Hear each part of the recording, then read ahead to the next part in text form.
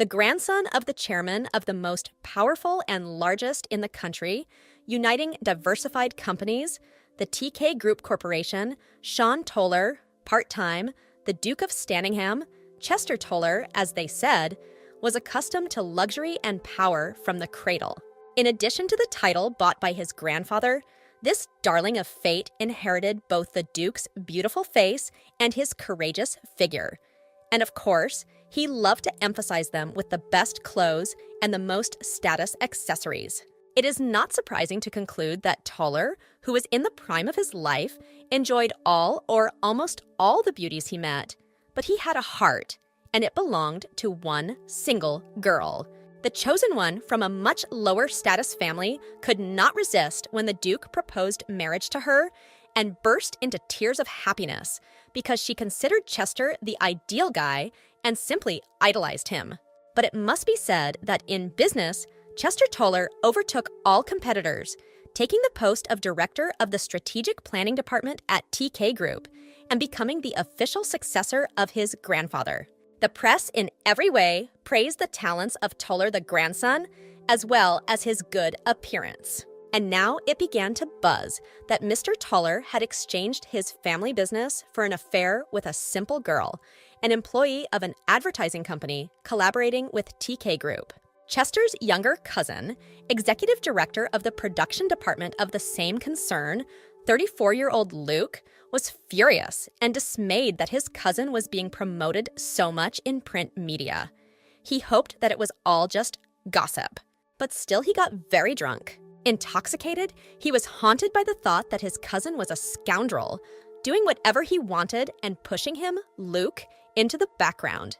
In the vain hope that the information from the print media would be refuted on television, Toller Jr. turned on the news.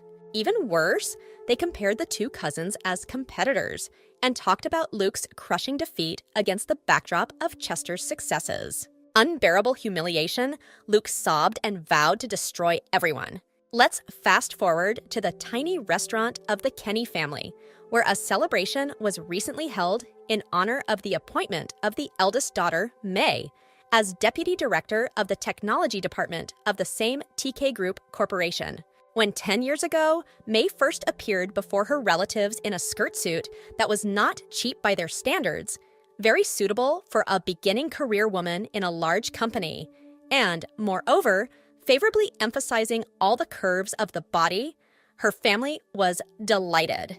The mother gasped that the expensive clothes made her daughter incredibly beautiful. The younger brothers screamed that she was cool and just like an adult. May herself thought that the suit was a good purchase, and its cost was not that great, considering how long it would last. Then the young career woman doubted herself and decided in a panic that she would be kicked out immediately after the probationary period, but her mother began to give her advice on how to hold out at work and not turn her colleagues and bosses against her. The wise woman explained that adult life is really cruel. There are overwork, violations of work ethics, even bullying of unwanted people. So the main thing is to keep 3 rules in mind. Do not contradict your superiors, say what others like, and smile. And just 10 years later, the hardworking, active, and lavishly charming Miss Kenny, former number 1 in high school, and now a valuable asset, number 1 in both customer service and team building, head of training classes, has reached a very high position in technology department. The youngest woman to become deputy director, people joked about her out of envy that she was an artificial intelligence developed by TK Group. And so, standing in front of the director of the strategic planning department, the eldest son of the chairman of the corporation, May Kenny heard with trembling knees that she had been demoted. Mr. Chester Toller informed Kenny that she was now the secretary and right-hand man of his cousin, the executive director of the concern's manufacturing department, Luke Toller. May couldn't believe her ears because she was in a leadership position, and now she had to become a simple secretary.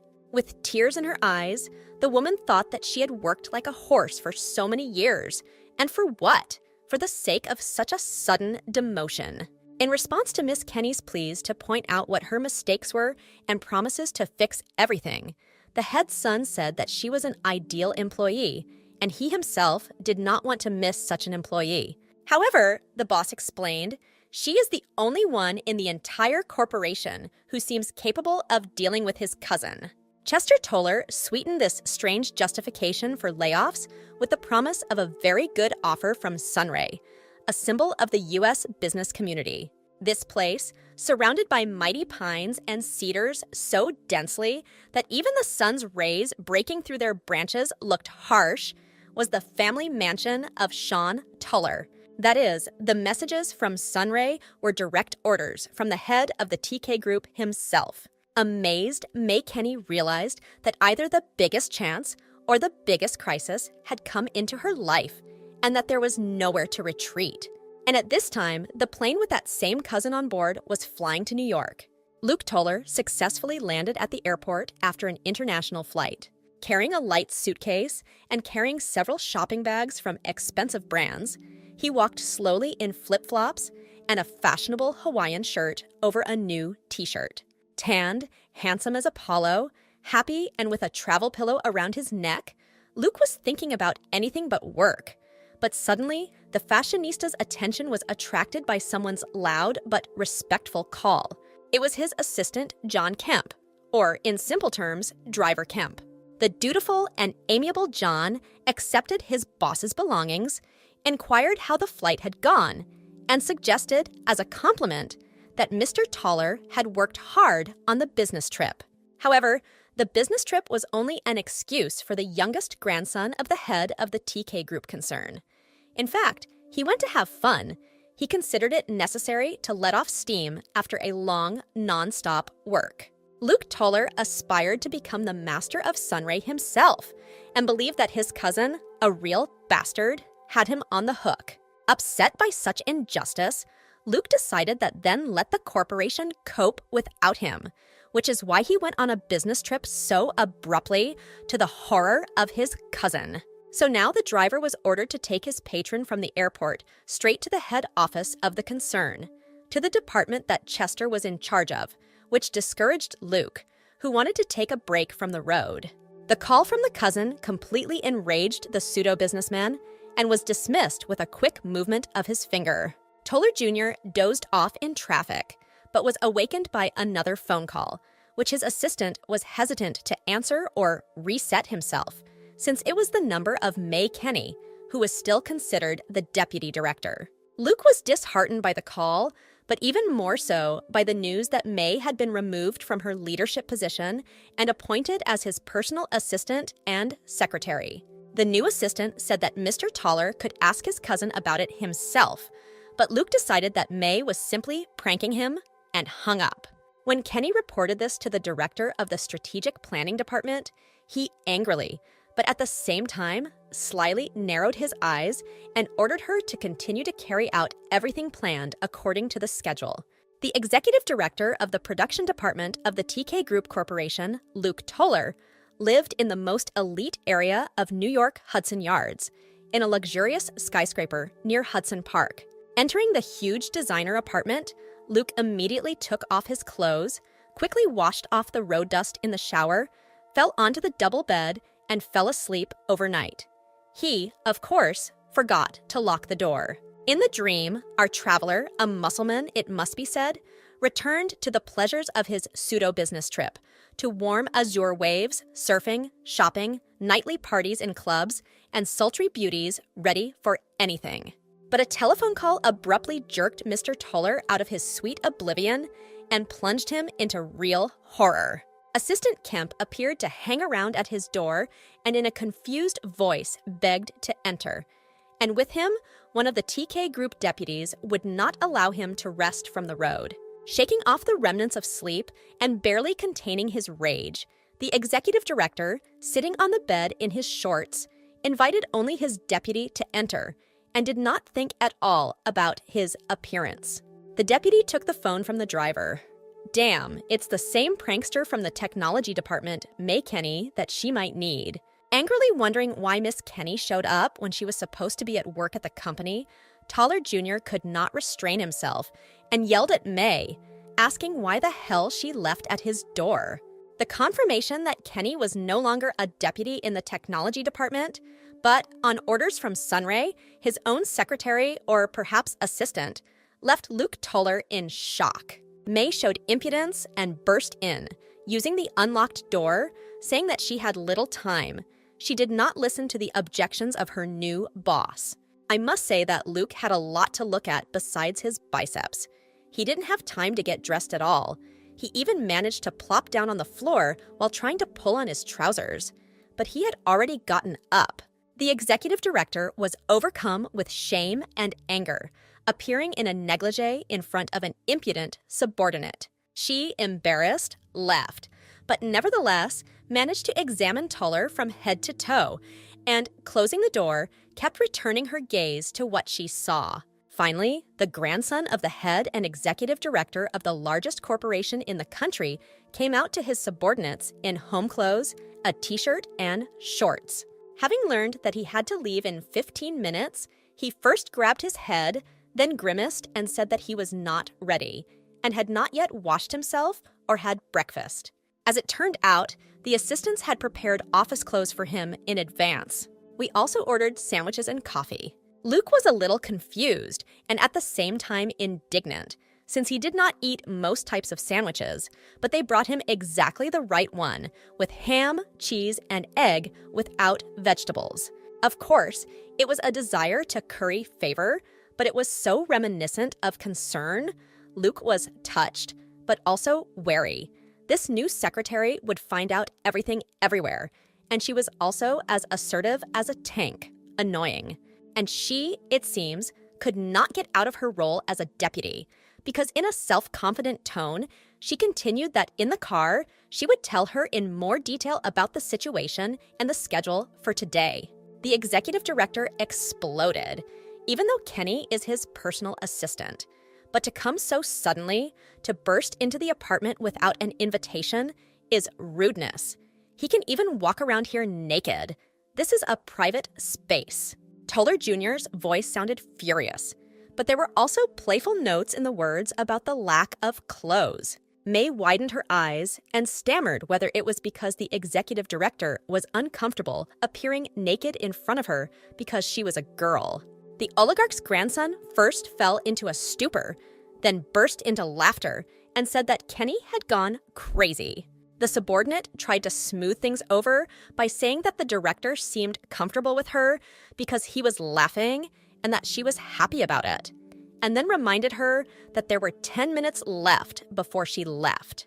He and Deputy Kemp assumed that Mr. Toller would not have enough time to shower, so they prepared a wet towel in advance. These two were really going to wash Luke, right on the staircase, shamelessly to the point of disgrace. The secretary, moreover, began to speak familiarly. Toller could not stand this and shouted that the cleaning equipment should be removed from him and that everything that was happening irritated him.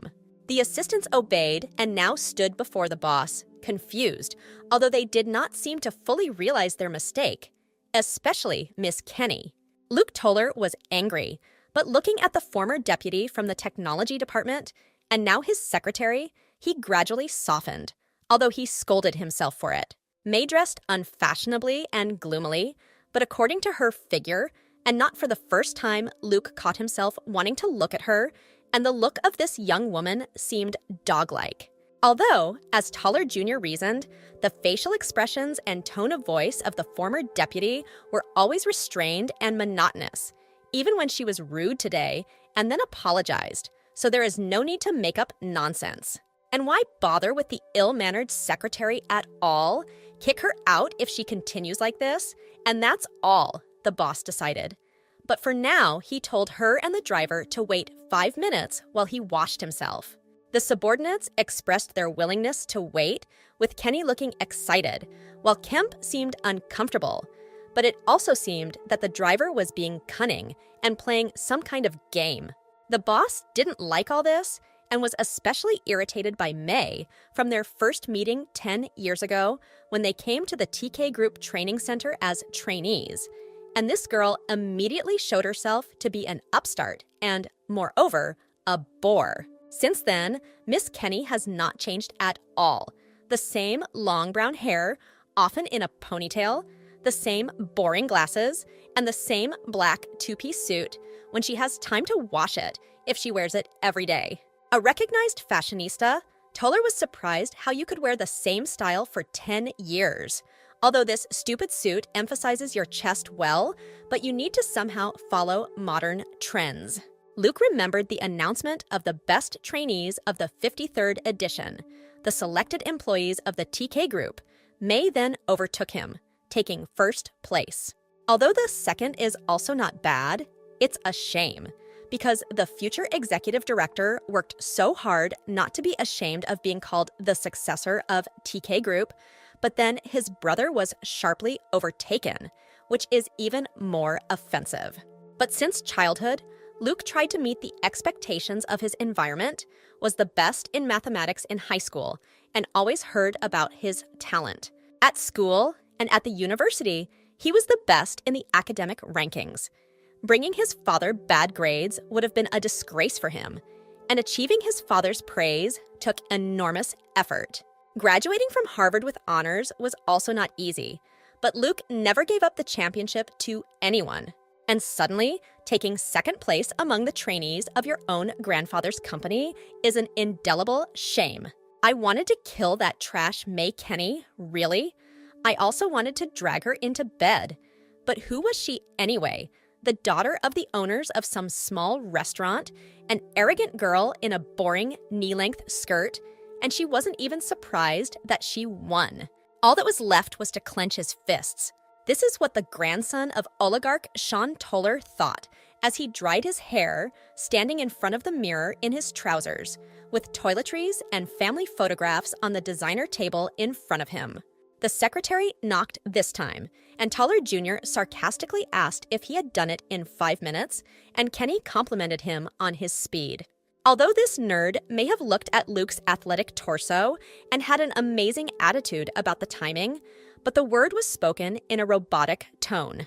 The director looked into the eyes of the assistant and once again noticed that they were like gray-blue oceans, but their dog-like expression was embarrassing, as if this woman was currying favor even with her glance, and it would be worth throwing away her glasses. Putting a shirt on his powerful body, the handsome man was mentally indignant at the fact that this boa constrictor in a skirt was assigned to him, and at the same time wondered how an activist who knew everything about everything could be so demoted. Luke turned to May, calling her, in the old way, deputy, and harshly said that he could not stand assistance. He was clingy. The secretary was confused, but was able to gather her courage and answer that she would try to please. Looking over his shoulder at May, the production manager slowly but proudly said that he usually tolerated people he hated well, but that this would not work with the new assistant. Turning a little harder and fastening his expensive watch, Luke Toller, pronouncing the words clearly and separately, called the secretary by first and last name, and said that he hated her. Leaning towards May, Toller Jr. explained that he hated her from the moment they were assigned to the same group at the training center, and also demanded that she quietly surrender and resign from her current position. As he spoke, Luke first devoured the lips and graceful neck of his assistant, moved his greedy eyes down to her slender legs, as far as they could be seen, then up again to her plump breasts. He looked at the tablet tightly clutched to his chest, at his thin, long fingers and graceful wrists. Suddenly, May Kenny announced that the timing was 7 minutes ahead, but that it was time to move forward. Toller was shocked by such a strange reaction. Kenny also reported that his grandfather, the chairman of the TK Group Corporation, was waiting for him. The director of the production department froze briefly in amazement, then grabbed his head and grinned.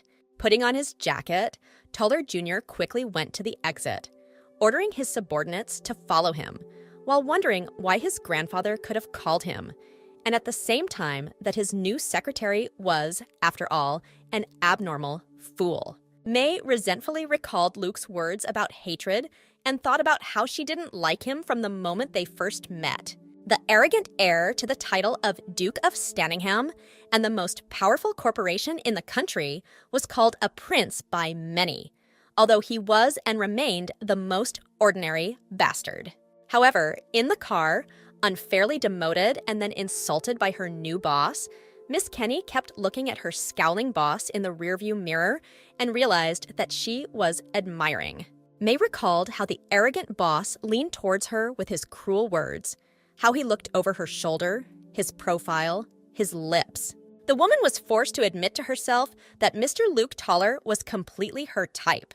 Surrounded by magnificent gardens and rugged woodland, the majestic sunray, which TK Group's new secretary, May Kenny, visited before taking up her duties, was a sight to behold. But the owner himself made an even stronger impression on Miss Kenny than the ancestral mansion of the chairman of the concern. Standing alone in front of the Duke of Stanningham, sitting at a luxurious desk, May shrank under his predatory, imperious, and, moreover, searching gaze. Mr. Sean Toller calmly and arrogantly told the secretary that his grandson, the director of strategic planning, had highly praised her and then asked whether Miss Kenny really knew her business so well. The head of the conglomerate demanded that May do everything properly, working under the command of his other grandson, to which the secretary of the production department stammered and said that she was still not that good. Sean Toller scared May because he heard that her younger brothers showed promise in speed skating. Calling Miss Kenny his deputy, the oligarch said that if the brothers are like her, they must be amazing, and TK Group is not against supporting talented athletes. May Kenny remembered the words of the director of the concern's strategic planning department, Chester Toller, that she was waiting for a very good offer from Sunray. Shyly under Sean's narrowed tiger gaze, the secretary of the production department realized that this was exactly it. After the meeting, walking through the magnificent garden, the tired young woman recalled the conversation with the Tiger Man, his bestial gaze and demand to do everything as it should, and felt like a victim of a predator. But May convinced herself that everything was fine, and there was no need to be afraid, because up to this point, she had been doing well. Then I thought that I didn't delve into the twins' affairs much, and they probably need money now, and how great it would be if the brothers only had the opportunity to play sports. At that same moment, Miss Kenny heard a call. It was one of her brothers, Martin. Together with Maycard, he was just celebrating receiving official sponsorship from TK Group in his mother's cafe, to the envy of the neighbors. The older sister praised the twins and decided that, for the sake of their happiness, she must somehow please Luke Toller. And now, sitting in the car with him to accompany him to a meeting with the head of the concern, Kenny was tormented by the realization that she really liked the executive director himself as a man. May tried to convince herself not to even think about such a misalliance, and also tried to figure out how to please this angry boss for the sake of her brothers. Thus began Miss May Kenny's work as secretary to TK Group's manufacturing executive, Mr. Luke Toller. With the chairman, Luke behaved like a gentle and courteous grandson. He was interested in his grandfather's health and recalled how he brought him gifts from Austria as a child. The oligarch also looked like a completely different person than when he first met May Kenny, although he did not respond to her appeal. The secretary was surprised at how kind the Duke looked, but thought that his grandson was probably the only one who could talk to him so freely.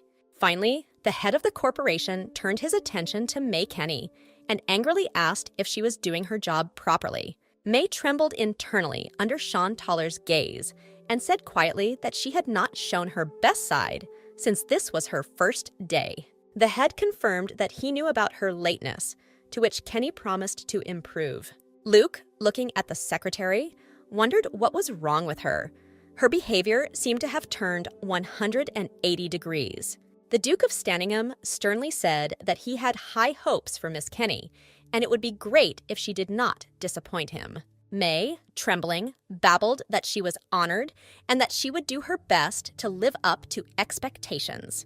The oligarch's grandson was shocked by the unexpected cowardice of his subordinate. Sean again approached Luke, inviting him to come to Sunray more often and reminding him that he was one of the key people in the TK Group. The chairman also recommended the proper use of such a talented employee as Miss May Kenny. Luke Toller agreed that such a talented person was difficult to find, out of habit calling his secretary his deputy. But nevertheless, Luke wanted to complain about the unceremoniousness of May, who burst into his apartment without knocking in the morning. May Kenny didn't want to get fired on the first day, so she decided to tug Toller Jr. by the sleeve to stop his flow of speech. Toller turned around indignantly and then began to continue the story of the past morning. Then May grabbed his hand. Turning around, Luke saw both an angry and pleading look with tears in his eyes. The director wanted to tell the high-ranking grandfather that the secretary was a little crazy, but he had just begun when May Kenny began to cough.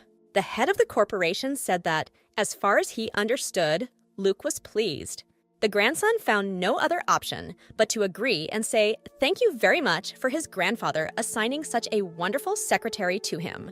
In the evening, May almost fell on the threshold of the apartment she rented with her friend. She was exhausted from the meeting with the head of the corporation. She just wanted to take a shower and immediately fall asleep. But joyful twins were waiting for her at home. Neighbor and childhood friend Sandra Locke, or simply Sandy with a ladle in her hands, questioned May about whether she had eaten. May was surprised that the brothers appeared at her house so suddenly. Martin, Maycard, and Sandy explained that they had planned a surprise party for the brothers' sponsorship. Sandra sent her friend to the shower and began to eat. The twins rushed to help her, although in fact they interfered. Tired of hard work, May thought that, as she had once heard, idiots cannot be rehabilitated.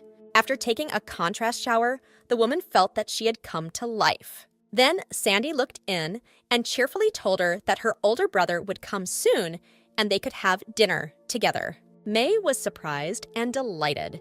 She had not seen Hank, with whom she had been friends throughout her childhood, for a long time, and she missed him. The bell rang, followed by a conversation at the door, the Kenny brothers interrogating Hank Locke about how he got there and whether he was stuck in traffic. May was delighted to see her childhood friend mature. A handsome man with fair hair and green eyes, who had just arrived, greeted her joyfully and said that they had not seen each other for a long time. Hank Locke looked at May Kenny with interest, and it was mutual, but they were used to perceiving each other as named relatives. In a brotherly way, the guest ruffled the hair of his childhood friend and said that she was still the same. May was surprised and asked if it was because of the t-shirt with the dog Trusty. Hank confirmed that this was exactly why, and that he did not expect that her friend still liked this character. Siblings Kenny and Locke were very happy to see each other. They all treated each other like one family. They were born and raised in the neighborhood, constantly visited each other. Hank even became a babysitter for little May, almost the same age as his sister and her tiny brothers. May Kenny left school early as the top 17-year-old in the country to get into university, but she failed to make any friends from her year. So the time spent with Hank and Sandra Locke became May's best childhood memories. The older brother and friend prepared the girls for tests, had lunch with them, supported their conversations and jokes, and in childhood, games. She and May Kenny studied at the same school and often walked home together, while they usually met Sandy at the neighboring school, and the three of them could go for a walk. Hank also gave his friend great support when she entered university at a young age and was reliable, like a big brother. Kenny and Locke clinked glasses during the meeting, most of them with beer, only May with cola. Sandra habitually joked that her friend didn't even know the taste of beer and that she was missing out on one of the joys of life. May was embarrassed, but did not want to violate the principles of a healthy lifestyle, although she confirmed that the reason was good. The table was filled with congratulations to the twins on their sponsorship and to Hank, a former law firm scout. The man corrected him that he was now a lawyer in the production department of TK Group, which is why he returned to the USA and was going to settle here. May said that from that day on, she also worked in the production department of TK, only as a secretary. A friend began jokingly interviewing her, asking about her impressions of working with Luke Toller. May Kenny replied that she had no words, and Sandra giggled that May had an expression like a smeared turd. In a professional reporter's voice, Miss Locke began to say that Luke Toller, the third-generation Duke of Stanningham, had long been known as the only recognized grandson of the country's largest conglomerate, TK Group. Dubbed since childhood as TK's next successor, with blue blood and a doll-like appearance, Toller Jr. grew up under the close attention of the whole country for his unique aristocratic personality. The huge interest in the heir of a giant concern led to the invasion of paparazzi and reporters into his private life.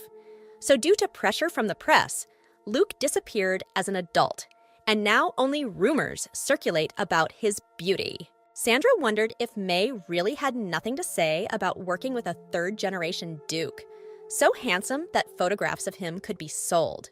In addition, she considered the position of his secretary to be a rapid promotion. She and May spoke little about work, and the secretary herself sighed that it would be good if she was not fired. Lowering her head, Kenny added that the executive director hated her.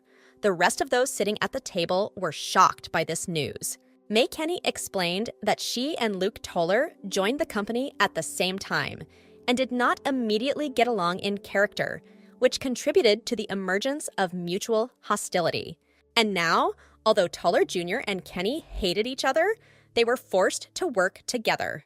Green-eyed Hank sympathized with the fact that his childhood friend had to work with the enemy under constant stress and asked if she had a hard time during the day. May agreed, but said that she would receive a bonus for her suffering, and this kept her in office. The named brother carefully put his hands on her shoulders and said that money is money, but health is more important, and that this is May's problem, that she always tries too hard. Miss Kenny promised to try not to overexert herself so her friends and family wouldn't worry. She mentally noted that Hank was always very friendly, and that if her new boss was half as nice, she wouldn't suffer so much. But Luke Toller was tough and always angry. As soon as May remembered her boss, orders immediately came from him in the messenger for urgent matters that suddenly arose, although the working day was already over, as well as for tomorrow. The next morning, Mr. Toller Jr., standing in his pajamas in his apartment, which also served as his home office, scolded his assistant for being 30 minutes late. May Kenny made excuses that she had arrived on time, but the password for the front door had been changed, and from Toller's reaction, it was clear that he had changed the password on purpose. But May had to promise that she would improve. She also said that she would move the schedule to the time of today's delay so that there would be no disruptions in the work. The director, yawning, approved her proposal. Kenny waited for the boss to be ready for the briefing. He said that he had just woken up, but was already tired. The assistant was prepared for this turn of events. She had morning coffee with her, especially for Mr. Toller. The director brushed aside that he only drinks coffee made from ground beans grown in the mountains of Kenya, a blend, aromatic, sour, heavy, but light. Luke ordered the available coffee to be poured into the sink, and then, yawning, said that he needed to rest for as long as his schedule had been delayed. Miss Kenny had to object that the director was expecting his cousin, the head of the strategic planning department, Chester Toller. The executive director said that he would not go to the meeting, only that he had gotten up early in vain, and demanded that the assistant cancel his schedule. So, on the second day of work as a secretary, and for the first time in 10 years at TK Group, May Kenny's patience reached its limit. She could hardly say that she would send a request first. Sometime later, standing in front of Mr. Toller in the office of the TK Group production department, the secretary reported to the boss about the situation in various companies united by his grandfather into a single concern: electronics, trade, construction, resort business, and Luke's biggest headache, the fashion business. TK Fashion, which was called Toller Textile many decades ago, became the foundation of TK Group Corporation, but due to poor performance, this business has become the biggest headache of the current TK. Luke furiously asked how to improve a decrepit business in such a short time, around which there were rumors of an imminent sale and why he should be the one doing it.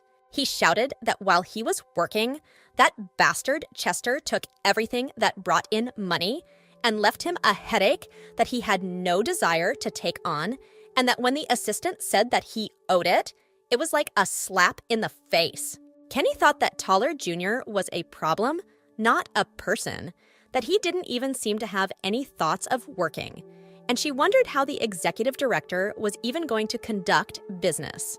I wondered where that enthusiastic Luke Toller from the training center had gone. May considered the period of study at the center to be a series of her failures, but nevertheless, she missed that time, mainly because of Toller, although she was afraid to admit it to herself. Handsome, stately, in an expensive suit, driving a luxury car, and at the same time intelligent and proactive, Luke fully justified the nickname Prince.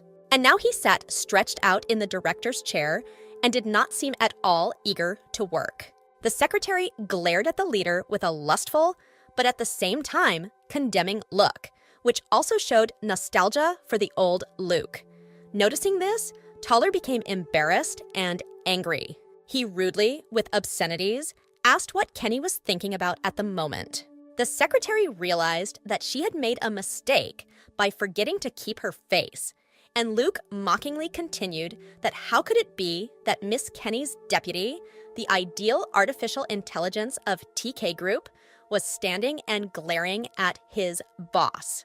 Kenny said with difficulty that she was embarrassed and that it was a great honor to take care of the executive director, but in her heart, she was offended, but also pleased that she continued to be called deputy. Toller rose from his chair and hovered over his assistant, about to say something edifying, but stopped short, staring at the valley of her breasts. Then he came closer and leaned towards May, glancing greedily over her lips, neck, and neckline of her blouse. His own lips parted. He said in a choked voice that he and May were the only two here. But then he abruptly continued that this is why Kenny should have at least pretended that she was telling the truth, turned around and walked away, angrily lecturing May to better hide the fact that she did not like working with him. Miss Kenny coughed, horrified by what she had imagined. The woman thought that the boss might kiss her, and she wanted this kiss, but everything turned out to be nonsense. Burning with shame, the secretary of the production department doubted that she would be okay. TK Group manufacturing executive Luke Toller was dozing in his work chair when he dreamed in detail of his first meeting with the upstart Kenny in the training center in Group A of the 53rd year. Hardworking and impudent, with a lot of successful ideas, May immediately seemed dangerous to Toller, although her figure was okay, but she could dress more interestingly and be less impudent. When Kenny was declared the best in the course, the ambitious grandson of the head of the corporation thought that this time he would lose to the girl who had climbed to the top, but next time he would be the best. The grandfather advised the ambitious intern to take a closer look at the promising girl, but Luke was not going to waste his attention on her. Moreover, this upstart did not seem to pay attention to Toller Jr. and did not appreciate his ideas. Other girls at least appreciated his status and appearance. A tall, broad-shouldered brunette with a toned torso, the grandson of an oligarch and a third-generation duke, Luke never suffered without female attention, although the attention was not always what he wanted. The trainees from the training center looked at him from afar and whispered, giggling embarrassedly, or even running away when Luke noticed their interest and smiled. Toller was unpleasant that many of the girls couldn't even look him in the eyes normally. Their wet glances from around the corner and whispering were boring. One day, standing in an empty hallway at the end of the day with a can of cool cola and feeling revived in this silence, and with a refreshing drink, Luke thought about how tired he was after all of maintaining an image all day. The handsome man's privacy was disturbed by May Kenny passing by with some papers. Her serious, interested gaze was immersed in these papers. Slightly disheveled chocolate hair fluttered in the draft. The uniform blue long sleeve of an intern went to her gray-blue eyes. Passing by Luke Toller, May looked him straight in the eyes, smiling in greeting. Her gaze seemed affectionate. Without saying anything, the girl walked past, and Toller felt his mood immediately sour, which seemed illogical to the young man. Toller looked first at the butt emphasized by light trousers, then at the flowing hair of his future secretary, and thought how impudent and, in fact, callous a robotic nerd she was. Waking up in the director's chair, the head of the production department was surprised and irritated by his ridiculous dream. Before he had time to finally wake up, May Kenny burst into the office, despite the protests, with a huge stack of documents for approval. The executive director was indignant that he had to first wait for permission before entering. But Luke didn't have time to finish his sentence when the ghost of that old May from the training center seemed to appear before his eyes, and that direct, serious look from behind the huge glasses simply burned through Toller. Miss Kenny explained her behavior by saying that Mr. Toller seemed to have dozed off, and she could not wait any longer. Luke decided that this was fair, although impolite, and reluctantly agreed. This time, the secretary brought a report on the resort business for approval. Luke was first amazed by the number of documents related to such a simple matter, and then by the quality of the report, which was almost too easy to look at. The head of the production department gave Miss Kenny a recommendation to simply do everything in moderation, and sarcastically explained that no matter how hard she tried, nothing of this would remain, and no one would even know. In an arrogant tone, Luke said that TK Group is not a company that will stop working without him. May agreed. She had no intention of prying on Toller, which was impossible because of his family connections, although the secretary would not mind if the director described her work positively to others. To appease Luke, May began to talk about how irreplaceable he was, how everyone on the team knew how hard he worked, and what an honor it was for her to help such an executive director. Toller was puzzled whether this upstart really began to appreciate him or she was just pretending. Resting his cheek on his palm, the executive director grumbled that the secretary could go and that he would check the report again later. Miss Kenny left, respectfully saying that she was ready for the boss's corrections, who sternly confirmed that corrections could be made. Left alone in the office, Luke Toller became sad. He didn't understand why this impudent woman was either being rude or sucking up, and it was a shame that she didn't seem to care about him.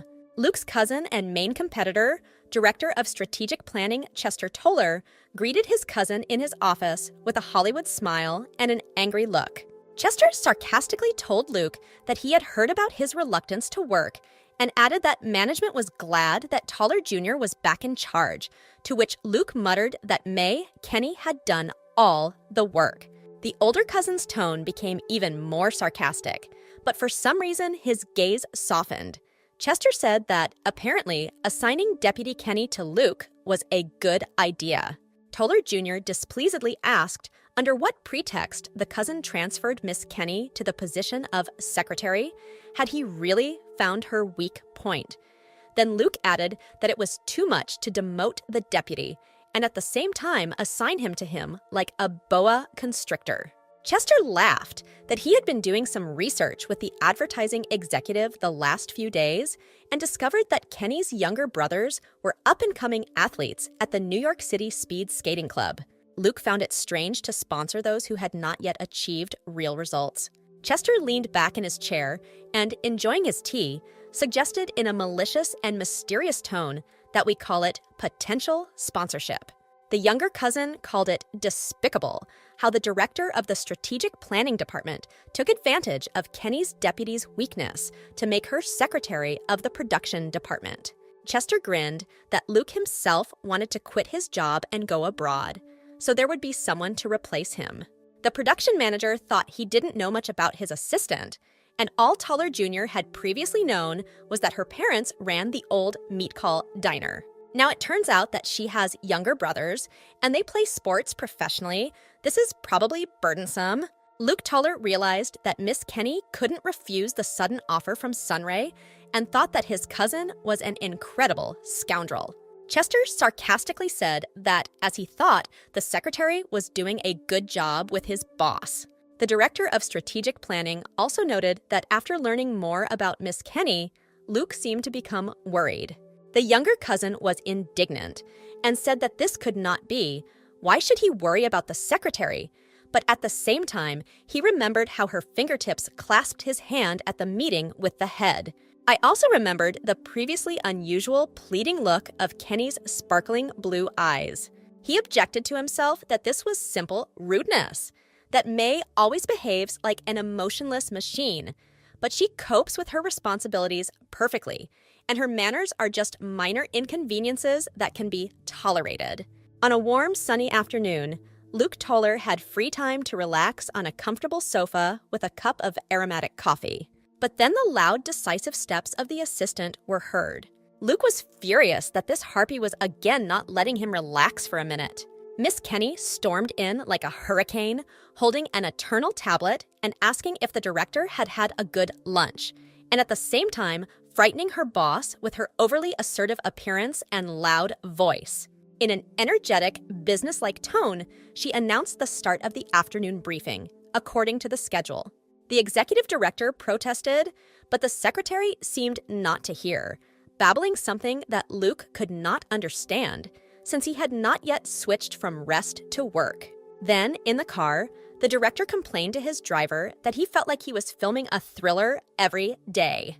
I was indignant that May Kenny, like a boa constrictor, cannot leave a person alone for a second with her eternal approve, please. As soon as silence falls, this vixen bursts in without knocking.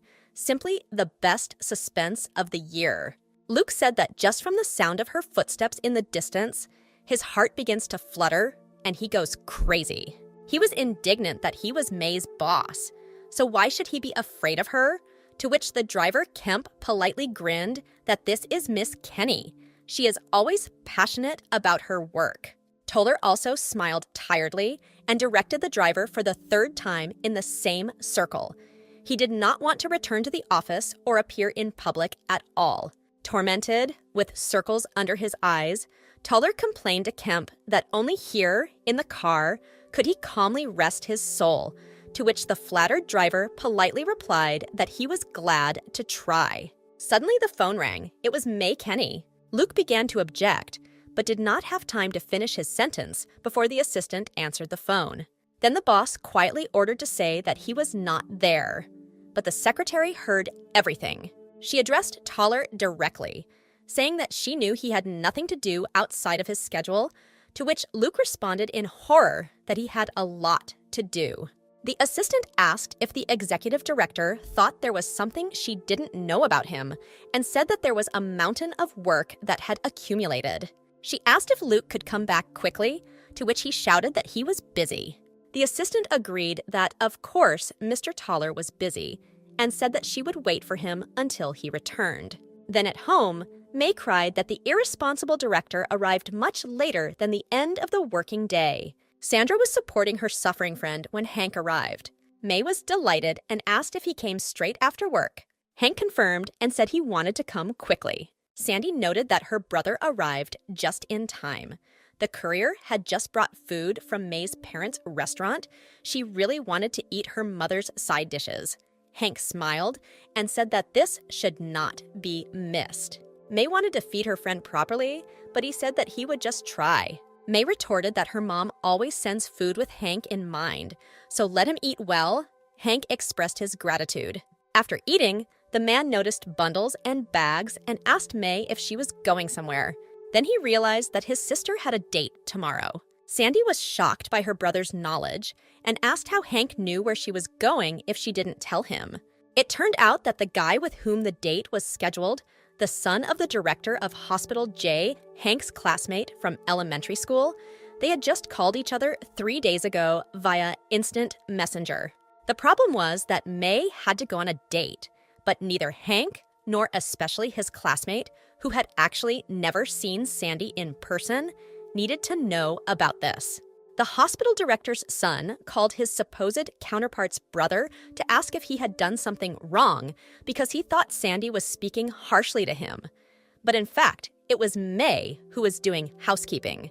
In response to his sister's questions about the conversation with his classmate, Hank replied that he called Sandy stylish and pretty, and asked to tell him a little about her, and his brother told his classmate that Sandy loved the French restaurant at the M Hotel. May was horrified. She was aware of her problems with communication and wasn't particularly interested in clothes, but now she had to pretend to be pretty and stylish.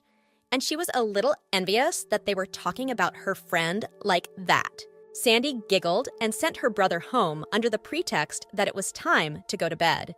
Hank was surprised, but didn't ask anything, only asked May to tell her mom thank you for the delicious dinner. May was angry at her friend for getting her into this situation and at herself for agreeing to it. Sandy tried to calm her down, promising that everything would go well, but May doubted it. 3 days before dinner with Hank, the friends were just discussing where the date should take place. Sandy persistently suggested a French restaurant at the M Hotel.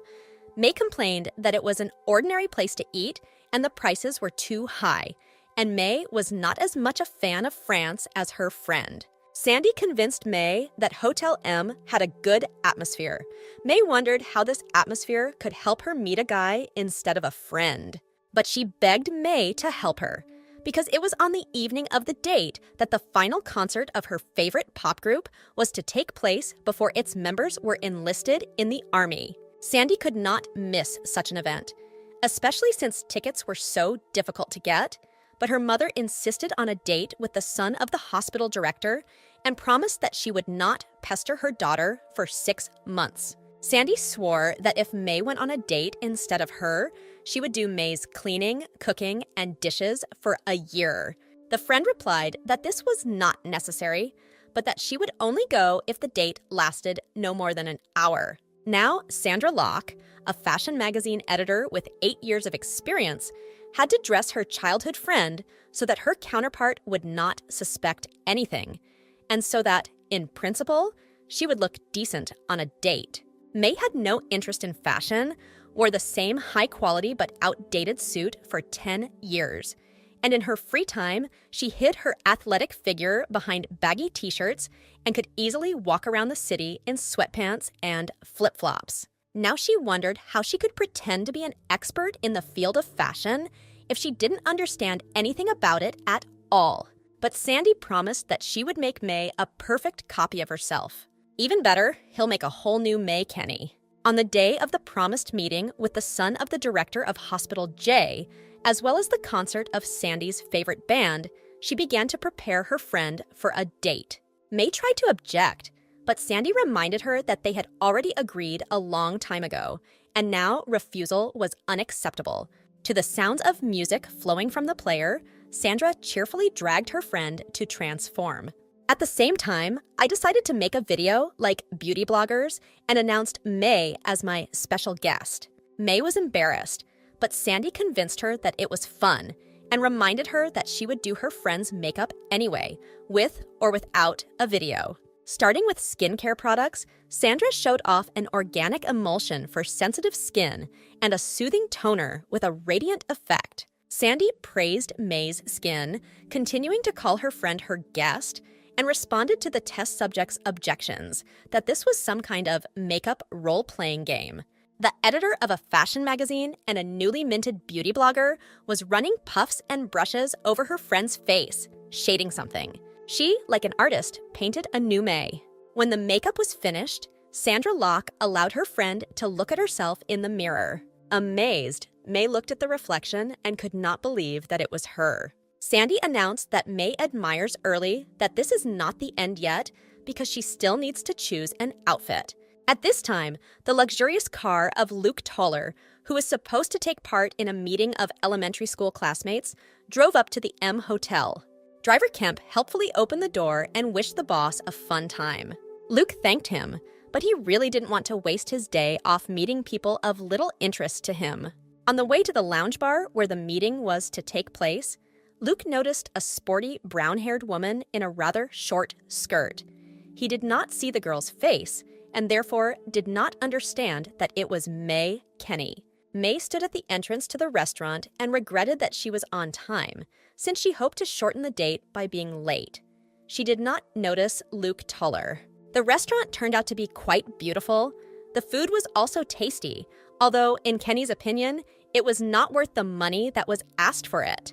The son of the director of Hospital J, Dr. Chuck Chaucer, turned out to be a short and slightly uptight middle-aged man, proud of his status, but awkward in dealing with women. He announced to May, who he thought was Sandra Locke, that he expected her to be much shorter, but he liked that she was tall and very beautiful. May was flattered. Chuck tried to start a conversation, asking his counterpart if she liked the cuisine. May giggled awkwardly. In fact, she was afraid of food getting into her mouth because she was not used to wearing contact lenses instead of glasses. 50 minutes of the date had already passed. May sadly looked at the time on her phone and reassured herself that she only had 10 minutes left to hold out. The doctor was surprised that Pseudo-Sandra's phone holder was some kind of child's one, with a picture of a cartoon dog. But overall, he wanted to continue the meeting and suggested that May go to the lounge bar on the top floor of the hotel. Chuck had heard that the lounge was famous for its New York night cocktail and that it was fantastic to enjoy the night view that its name suggests while drinking a delicious drink. May replied that she would like to visit this bar, but unfortunately, she has to work early tomorrow. Entering the toilet, the woman exhaled with relief that the date was over. But now she wanted to get rid of the lenses that were causing her eyes to hurt and the uncomfortable shoes. And in general, May was very uncomfortable in an unusual way. It seemed to her that her hair was getting into her eyes and that various fibers were sticking to her new gray-blue jacket. But it was a pity not to use the voucher Sandy gave for accommodation at the M Hotel, which included breakfast and cocktails, and this voucher was non-refundable. May hesitated because she really had to be at work early the next day. But the dazzling beauty of the hotel and the paid accommodation took over. Miss Kenny decided that she had been so tired over the past months that it was time to rest. At this time, Luke Toller was drinking wine in the lounge bar in the company of former classmates, and they questioned him about whether he had acquired a loved one. Toller was angry at the questions asked, and his childhood friends chuckled when the secretive Luke talked about love at all and how long he was going to remain single. Luke felt annoyed. He suddenly realized that he was really all alone, but continued to believe that this was none of the business of his interlocutors. His classmates continued to ask, maybe he already had some professor's daughter in mind. Luke said no, and wondered why everyone was so interested in his personal life. The interlocutors laughed, taking it as a funny invention that the 34-year-old third-generation Duke had never had a relationship. One of the classmates jokingly suggested drinking and praying for the eternally lonely Luke Toller. The rest agreed and clinked their glasses. Luke listened to the chuckles about how he would ever get married again and how others wanted to see him date, and thought that his classmates were somehow having too much fun. Toller took a sip from another glass, and then his gaze fell on graceful legs in elegant shoes. Having admired the legs, the man glanced higher at the vaguely familiar figure, lingered in turn on the thin waist, chest, sharp collarbones, swan neck, and having reached the face, was dumbfounded. May Kenny walked past Luke Toller with her easy gait in a short skirt, a tight jacket, and evening makeup. Listening to the sound of the beauty's footsteps moving away from him, Luke Toller hesitated whether it was really May Kenny or just his imagination. He suspected that he must have gone crazy, because why would his secretary be in the lounge bar now? To check if Mei Lee had just passed him, Luke messaged her to come to his home office at 8 o'clock on Monday. Immediately, an incoming message signal was heard, and the Grace in a gray-blue skirt set took out the phone. Attached to it was the same May pop socket with the stupid dog. Just a few days ago, Mr. Toller was indignant that this holder was too dirty and it was time to throw it away. The boss barely had time to think that there was probably no one other than May Kenny who could wear such a dirty thing when he received a reply message from the secretary that he would be there at the appointed time. It was obvious to Luke that the answer came as soon as the elegant woman who looked like May touched the phone. Toller stared in confusion at his transformed assistant. which was immediately noticed by one of his former classmates. A childhood friend announced that Luke could not take his eyes off the beauty sitting near the window opposite. Others also noted the young woman's model appearance and giggled that it was love at first sight. Toller was indignant, saying that this was nonsense and that the woman at the window simply looked like his friend. May, out of curiosity, decided to try the cocktail that Chuck Chaucer beautifully told her about, especially since she didn't care about staying at the hotel for the night. The woman planned to drink no more than one cocktail and hoped that the New York night would lift her spirits. She slowly sipped the truly delicious drink, enjoying the live music, the ambience, and admiring her own reflection in the night window. But the relaxed solitude was interrupted by the unexpected approach of Dr. Chaucer, who said that he was just about to have a quick drink alone, but that apparently it was fate to meet the woman whom he considered Sandra. Chaucer noted that Pseudo Sandy had ordered a cocktail he recommended, and it looked like he wanted to treat her to the others. May felt trapped, unable to drink more than one glass. While waiting for the bar card, Chuck talked incessantly about things of little interest to May, and she did not know how to react. She did not want to expose her friend either by being rude to Chaucer or by admitting that she was not Sandra. Luke Toller watched May and her companion from his sofa as their classmates prepared to leave the lounge bar. The oligarch's grandson noticed that the man sitting next to May was not her boyfriend, and that she was burdened by his company. Chuck ordered more drinks. He heard that Sandy Locke is a cocktail maniac and, when he comes to the bar, drinks 3 glasses at once. Also, the son of the hospital director, embarrassed, admitted that he had read all of Sandra's articles.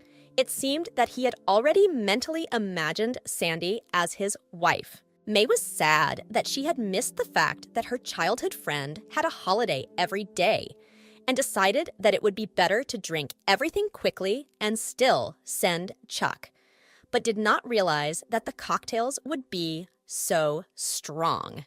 While May, with her eyes closed, drank glass after glass and got drunk, Chuck Chaucer told her the history of cocktails, which he taught all night. Pseudo Sandra was already pretty drunk when her counterpart received a call from his former classmate and brother of the real Sandy, Hank Locke. Chuck cheerfully reported to Hank that he was with his sister, joked that his brother was afraid for his youngest, and displeasedly asked if Hank was really near the hotel and would come now. The doctor muttered that he was going to take Sandra himself, but he had to agree that her older brother would do it. Having arrived in Sandy's place and no longer able to sit straight at the table, a flushed May realized that she needed to leave before Hank arrived.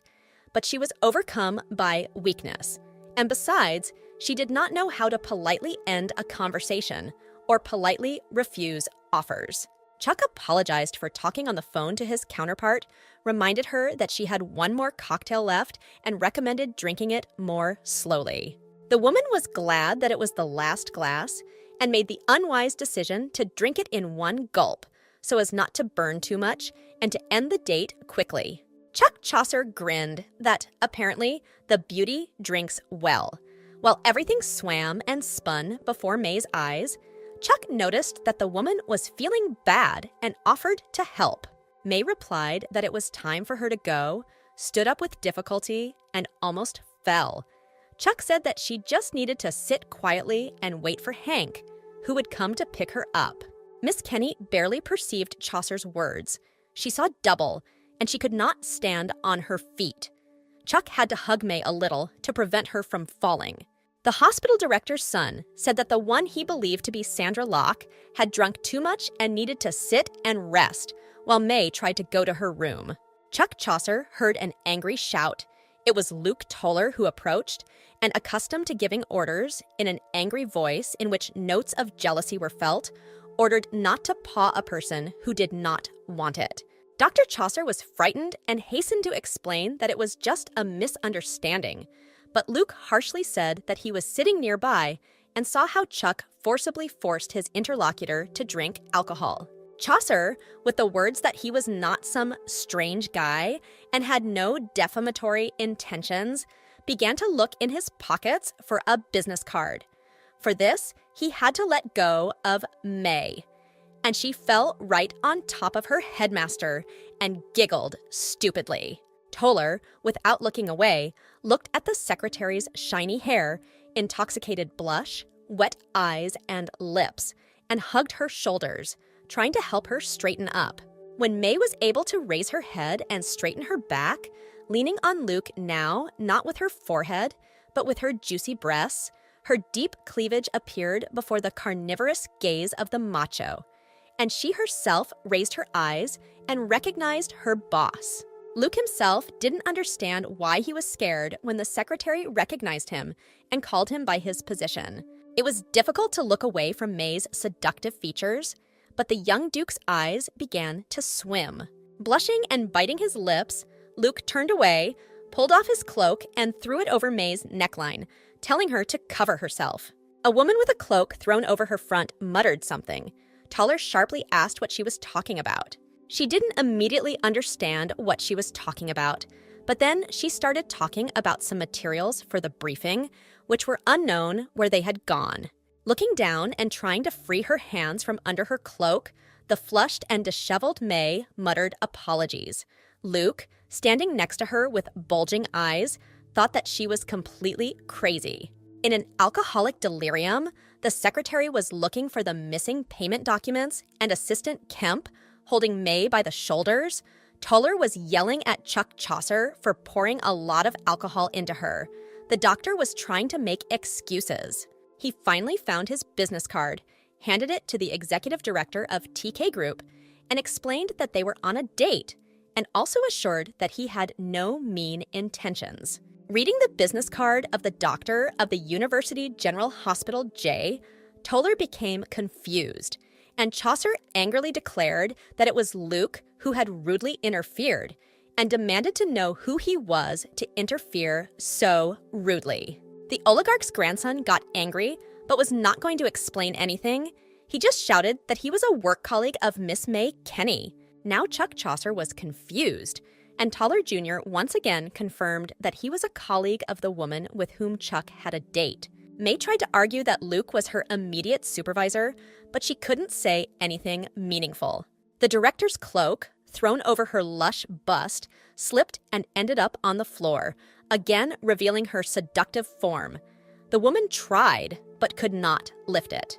The boss told her to forget about the cloak and sat down behind it, adding that he was very angry. Luke Toller wanted to scold his subordinate right in the lounge bar, but looking up, he stopped short. May, too, was able to awkwardly squat down, and now her breasts were directly in front of Toller's eyes, and from under her short skirt, in addition to her gorgeous legs, her underwear was visible.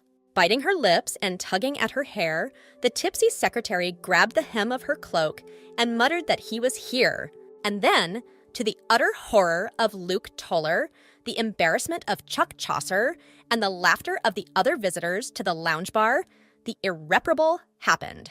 Letting go of the cloak and clumsily trying to straighten up, the drunken woman first froze almost erotically in a half-bent position, putting her attractive butt aside, then loudly spoiled the air and sighed with relief. Luke grabbed May by the shoulders, shook her, and then, without ceremony, actually wrapped her back in the cloak while yelling for May Kenny to come to her senses and that he could see everything.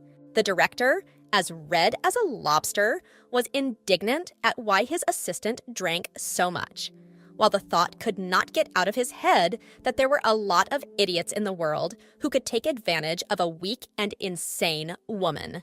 It was impossible to understand what exactly May realized, and whether she realized it, but she began to apologize in slurred language to the leader holding her by the shoulders. At this time, the angry Chuck Chaucer intervened. He really wanted to know who May Kenny was and what kind of work colleague she was who was either shaking her like a sack or hugging her. Hank, who arrived in time, explained that May was his sister's best friend and roommate. Chuck began to be indignant at why another woman had come on a date instead of Sandra, and Hank, in turn, tried to get an explanation from the doctor about how it happened that May got so drunk. Listening to their bickering, Toller Jr. put his arm around the dozing Kenny's shoulders, her head leaning on his athletic chest. Luke was trying to figure out who this Hank was and why on earth he was standing up for May like that. After Chaucer left, Hank Locke approached the CEO, apologized for what had happened, and introduced himself, explaining that he was the new legal consultant for TK Group's production. Toller peered at the new employee of the corporation, trying to understand what kind of person he was and what kind of relationship he had with his assistant. Wrapped in the boss's cloak, May mumbled incoherently and tried to look at the person who had approached. Her eyes swam and doubled. The woman recognized the named brother rather by his voice, was afraid why he was here, then began to remember that Hank was supposed to come, and that she herself wanted to run away before his arrival, but was already too drunk. Kenny realized that since Sandy's brother saw that she sent her friend on a date instead of herself, the fashion magazine editor is now in a difficult position. In desperation, she slammed her forehead against the shocked executive director's back and grabbed his arm. Luke was surprised and nervous.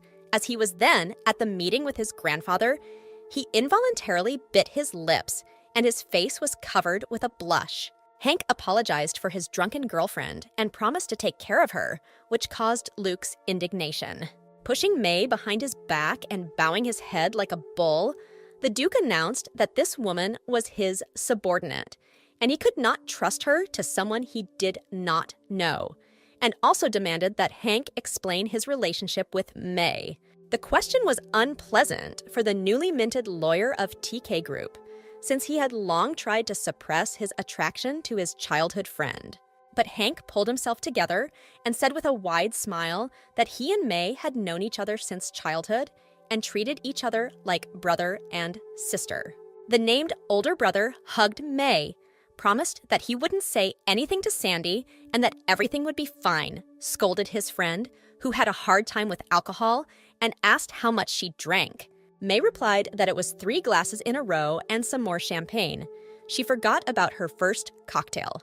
With a defenseless look, the woman asked if her brother would scold her. The director standing next to her was surprised that the assistant could make such a facial expression.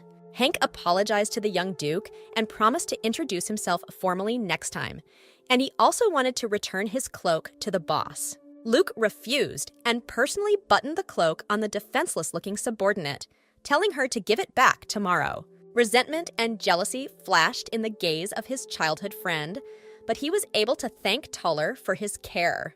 Having hugged the named sister, Hank Locke promised to take her home, which alarmed and outraged the boss. May, in a slurred voice, stated that she couldn't go home, that today she was sleeping at the hotel to improve her mood, and tried to remember the right floor.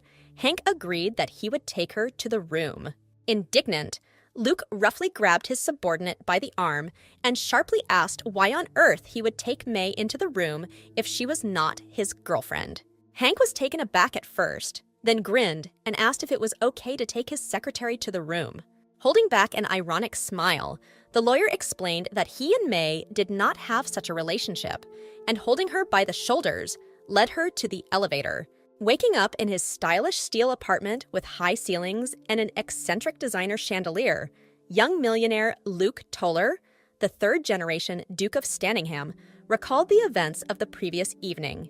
Rubbing his sleepy eyes and squinting from the sunlight pouring from the window, the grandson of the most influential tycoon in the country could not understand whether he had dreamed of yesterday's goddess of beauty or if it was reality. For reality, she behaved too stupidly, and at the same time was too touching and defenseless, a guest from a parallel reality, but with a long, familiar face. Luke realized that yesterday he had met the unusually dressed and drunk deputy Miss May Kenny, or rather, for several days now, she had been his secretary and personal boa constrictor. In the lounge bar, she looked mostly very nice, or maybe he thought so because he had a few drinks himself. But her legs are good, she needs to show them more often, but she needs to drink less, especially in the company of strange men. Standing in the bathroom in only a towel, The athletic, handsome man washed his face with cold water to come to his senses a little. Out of his head was the guy who introduced himself as a childhood friend and almost Kenny's brother, but looked at her far from like a brother and grabbed her with his vile hands. Luke remembered that he called himself a new lawyer in the production department and decided to see what kind of lawyer he was, and at the same time thought that it was time to update the lists of employees and personally get to know the new guys. Toller was annoyed by how this impudent, supposedly childhood friend hugged Kenny and also took her to the hotel room.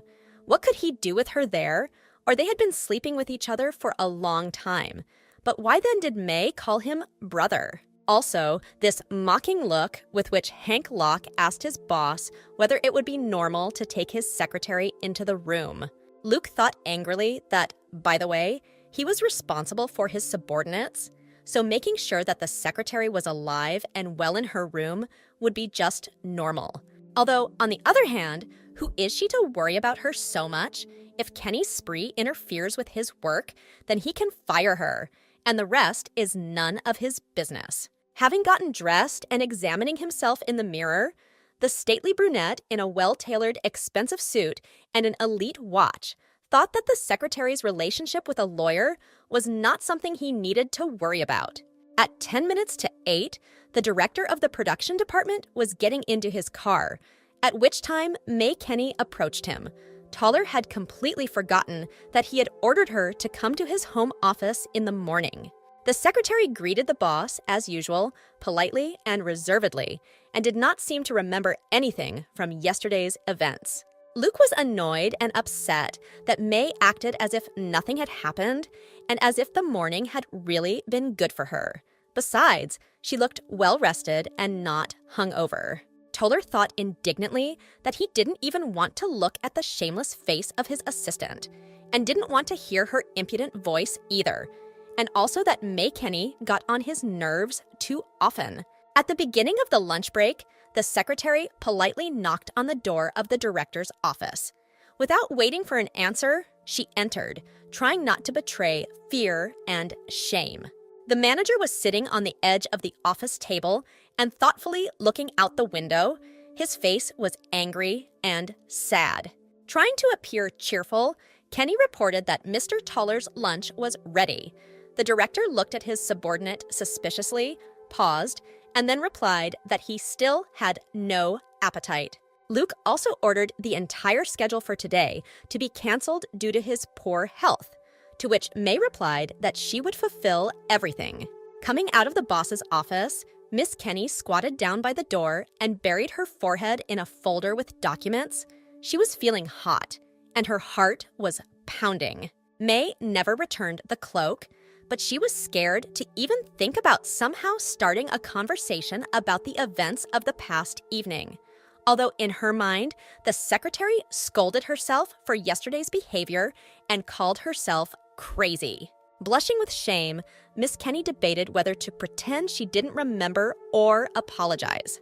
From the expression on Luke Toller's face and tone of voice, it looked like he didn't even want to see his assistant, and she was afraid to catch the manager's eye. The director of the production department of TK Group did not immediately leave the office after the end of the working day. Getting into the car, he ordered the driver to just drive first. In the car, the young Duke leaned his forehead against the tinted side window. He was angry and depressed that the assistant showed no shame in front of him, did not even think to apologize, and did not return the cloak. It seemed like Kenny didn't remember anything from the previous evening, including Luke and his attempts to defend her honor, and forgot about the cloak, whose it was, and left it at the hotel. But she probably spent an interesting night with the lawyer. Deputy Kemp offered to take Mr. Toller to the riverbank and suggested that it would help him to go to an open place and get some air. Luke wondered if he really looked that bad. The driver said that he noticed that Mr. Toller called him when he wanted to be alone, and that he had come up with a place where the executive director could feel better. Luke was puzzled. He did not expect that the driver Kemp was so quick-witted. Toller felt uneasy that the assistant could know more than he should, and decide something behind the manager's back. John Kemp exclaimed in surprise that Miss May Kenny was running along the riverbank and added that there was probably nothing better than running along the riverbank with your head empty. Luke did not at all expect that his secretary, it turns out, also plays sports. Kemp confirmed that sport is Miss Kenny's hobby and that she runs about 10 kilometers at a time. Toller Jr. even respected his employee for playing sports, despite such a busy schedule. At the same time, Luke finally understood how such a boring and old-fashioned woman, even judging by the pop socket, was dirty with childish interests, got such an interesting figure. May Kenny confirmed with all her appearance that she loved sports. The leggings tightly hugged her strong thighs and tight buttocks. The top under her open sports windbreaker exposed her seductive abs. Toller was angry with May and with himself. It was not enough to be carried away by this boa constrictor, moreover, a shameless, impudent person of low origin.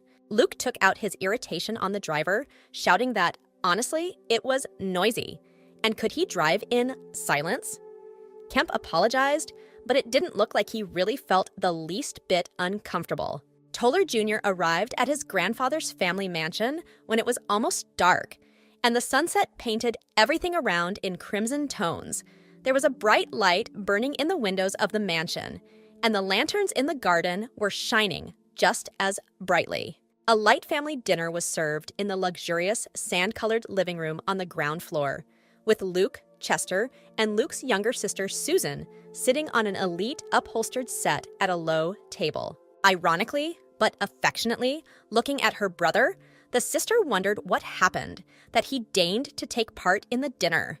Before, he always came up with excuses for his absence. Luke said with offense that Susan spoke as if he was the only one who was missing somewhere and asked his cousin why he also came to Sunray. Chester said, with a grin, that he was engaged to his girlfriend, Ursula, and at the same time wanted to see his grandfather not only for family reasons, but also to discuss corporate affairs. Susan expressed her joy at her cousin's engagement and praised him, saying that he was cool. Luke chuckled that his sister said that as if Chester had done something great. In response, Susan jokingly quoted the tabloid press as saying that Chester Toller was choosing relationships over corporations, and began praising her cousin, saying what an incredible romantic he was. Chester was flattered and embarrassed, and Luke said irritably that it was as if his sister had seen love for the first time in a century. Susan began to make fun of her brother, who had only worked all his life and had never fallen in love, saying that her soul was burning with grief. Luke asked his little sister if she came to annoy people with stupid jokes, to which she laughed, which made her brother worry. Luke Toller could not bear it and went outside to get some fresh air. Susan was clearly surprised by this reaction. Chester also looked at his cousin studyingly. Looking displeased at his cousin over his shoulder, Luke invited him to go out for a while. Chester responded with an ironic and somehow victorious look, after which he agreed. Night had already fallen in Sunray. Huge stars were shining in the sky. Windows and lanterns on the ground brightly illuminated stone-lined ponds with clear water and delicious lotuses, well-groomed paths, trees, and bushes. Luke stood on the neatly trimmed lawn, looking into the distance. His cousin approached him with a bottle of cold mineral water, which he opened with the words that the weather was a little hot. Luke was surprised. It seemed to him that it was quite cool, and Chester brought the water to his lips and, to his cousin's even greater amazement, began to drink it, just like in the advertisement. Luke was perplexed whether Chester had anything better to do, and at the same time, he was terribly envious of how this handsome man looked, even taller and more athletic than himself, while drinking mineral water. Luke's cousin lifted the bottle, half empty, to his forehead, as if he were posing for a magazine, and it suited him very well. Luke thought with hatred as soon as the nasty guy didn't get a sore throat. Chester suddenly announced that it was his cousin who told him that if you drink the way he does now, women find it sexy. Luke angrily thought that Susan was crazy, and Chester wondered what business the executive director of the production department had called him for. Luke replied that there was one case involving May Kenny, and out of habit, he named the woman as Deputy. After a pause and gathering his courage, Luke Toller asked his cousin to take her back to his department. When asked by his cousin to take the assistant forced on him back to the strategic planning department, the head of the department refused. Luke shouted that he did not understand why his cousin immediately refused him without even knowing the reason. Chester replied that there were already enough smart people in his department, and May Kenny was working hard next to Luke, and there seemed to be no compelling reason for her to return to the strategic planning department. Lowering his eyes to hide the welling tears, Luke Toller replied that, as his cousin knew, Miss Kenny was too good to be just his secretary. Chester looked triumphant and a little mockingly, and said that Luke himself understood this perfectly well, but still left her around. Narrowing his eyes at his near-crying cousin, the director of strategic planning suggested that perhaps there was some other problem with Kenny. A day after the conversation with his cousin, early in the morning, the executive director of the production department of TK Group heard through his sleep his sister's loud demands to open the door immediately. Bursting like a hurricane into her half-asleep brother's apartment and choking with laughter, flushed Susan brought a smartphone with open gossip columns right to his nose. It said that the paternal grandson of the chairman of the TK Group, influential tycoon Sean Toller, was seen in the lounge bar of the M Hotel with a mysterious non-celebrity woman. Attached were photographs of Luke fastening his assistant's coat and supporting her by the shoulders. The eyes of the mentioned grandson widened. He muttered in shock what this even was, and the sister had fun, quoting the article in different ways. Slyly narrowing her eyes, Susan recited by heart how TK Group Executive Director Luke Toller, whose personal life remained in the shadows, attracted public attention and the like. Hovering over her older brother, who had fallen into a chair, the woman with a sly smile told him to tell him who his counterpart was. Angry and frightened, Luke mumbled. His sister giggled and said that she would guess now. With a mysterious expression on her face, Susan slowly said that her brother had met with former deputy from the strategic planning department, May Kenny, at the lounge bar. Horrified, Toller asked his sister how she understood this. Susan laughed and said that it was clear from the photographs. She also ironically stated that not even 100 years had passed before she happened to see her brother hugging a girl, to which Luke made excuses about what kind of hugs. The sister continued that usually even the slightest contact with a person terrifies the executive director, but here she couldn't even find the words. After a pause, Miss Toller exclaimed that this was the beginning of an office romance. Luke angrily snapped that what kind of novel, and that his sister was repeating fiction. Susan was indignant that she saw everything correctly from the photo, and that her brother should have romance, love, and all that. The younger sister attacked with a question whether Luke even had thoughts of dating someone. His brother asked him to stop saying such things. She sarcastically said that since her brother said this, perhaps he was already planning a wedding with this woman. Susan then ridiculed her brother, saying that perhaps, in order to be recognized as TK's true successor, he planned an arranged marriage with a girl from an even more powerful family than the Tollers.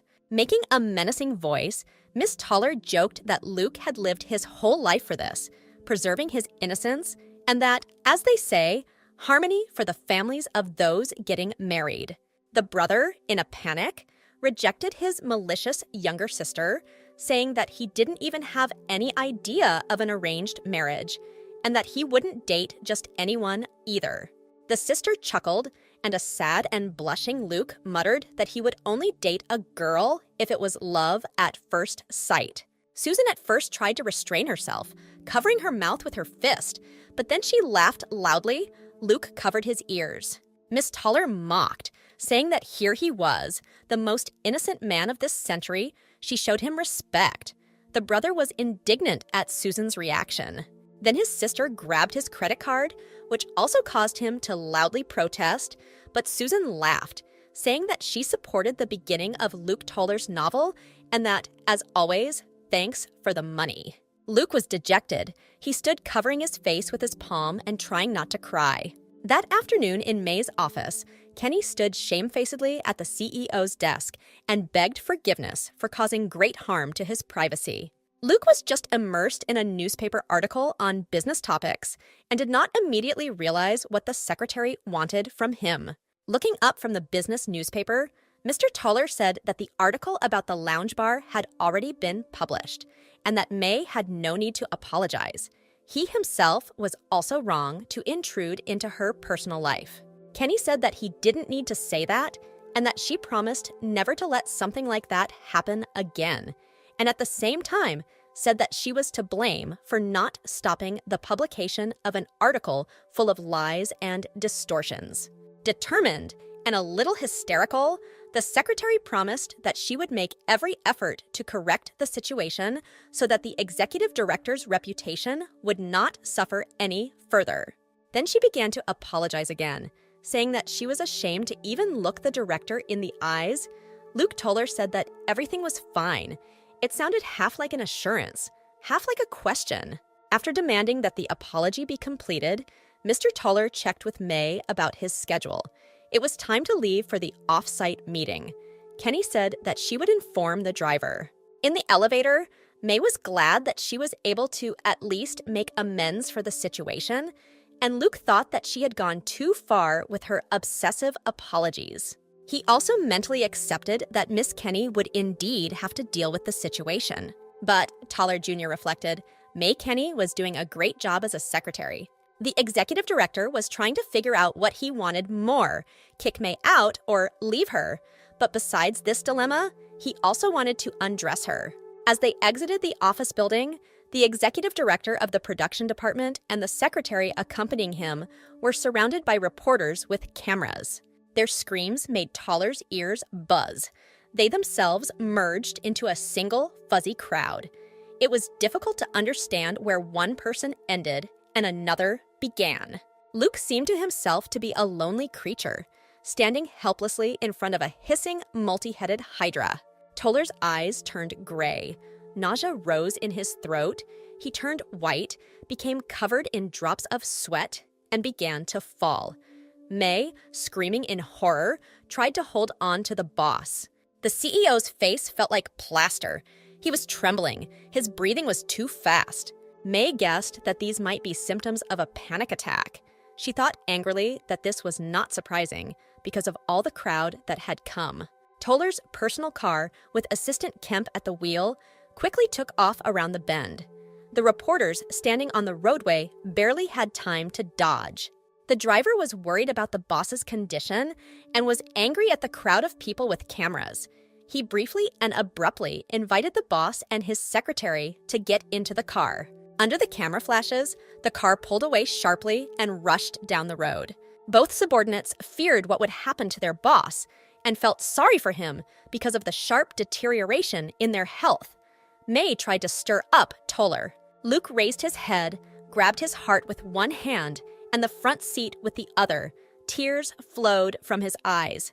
He heard the secretary say something, but did not understand what.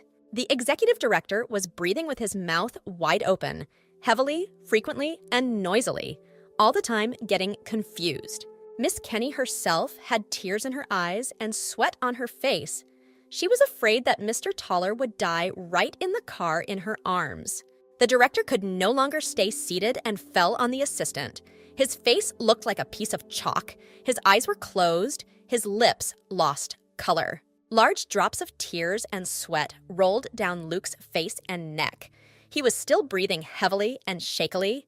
May hugged his neck with her arms and could barely restrain her own sobs.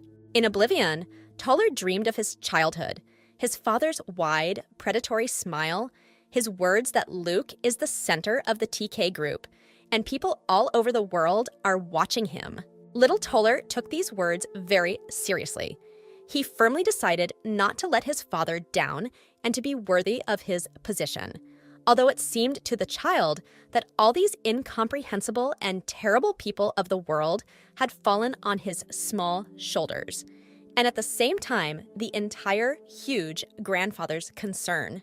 One day in early spring, at the age of 6, walking as usual, hand in hand with his mother, the boy, for the first time, really noticed the cameras pointed in their direction. The baby's eyes widened in horror. So this is what they are. People of the world who are watching him and want to tell him everywhere about his every mistake. The faces of the reporters, their huge cameras, figures, and clothes merged into one motley, noisy spot, flashing with blinding lights. Newspapers noticed every step of the heir to the corporation, praised his successes and appearance, called him a prince and perfection, but were also ready to publish any misstep.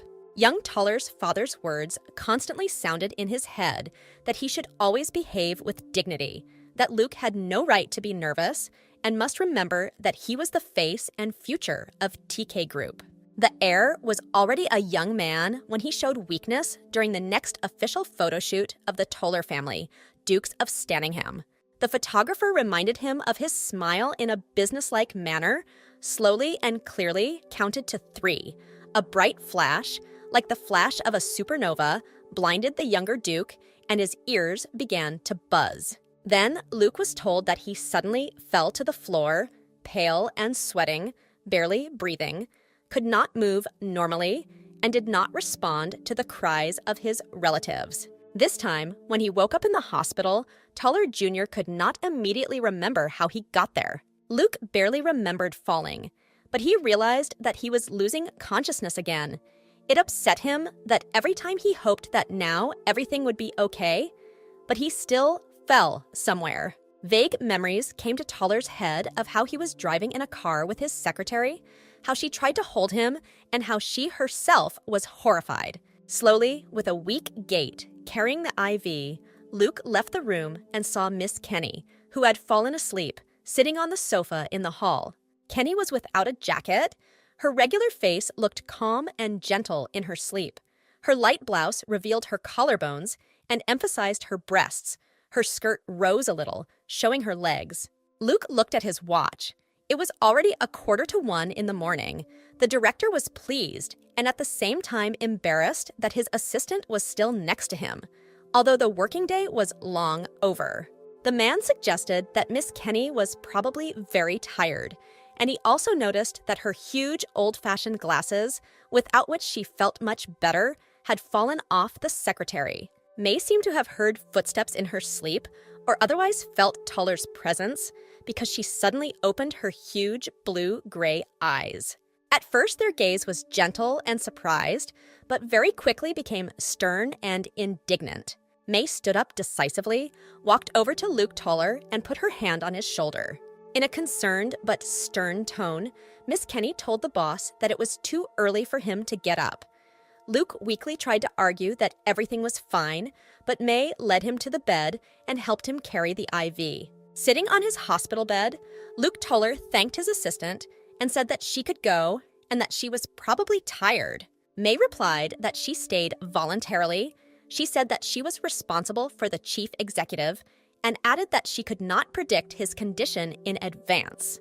Putting on her creepy glasses, May noted that Mr. Toller had been skipping meals a lot lately and said she would leave after she was satisfied that the chief executive had eaten. Luke was indignant that he was not some kind of child, but the assistant asked him to wait a little and soon brought a tray laden with various dishes. May said that the director might not like it, but he should eat everything, to which Luke Toller just sighed angrily. May also added that the boss did not need to worry about today's work matters.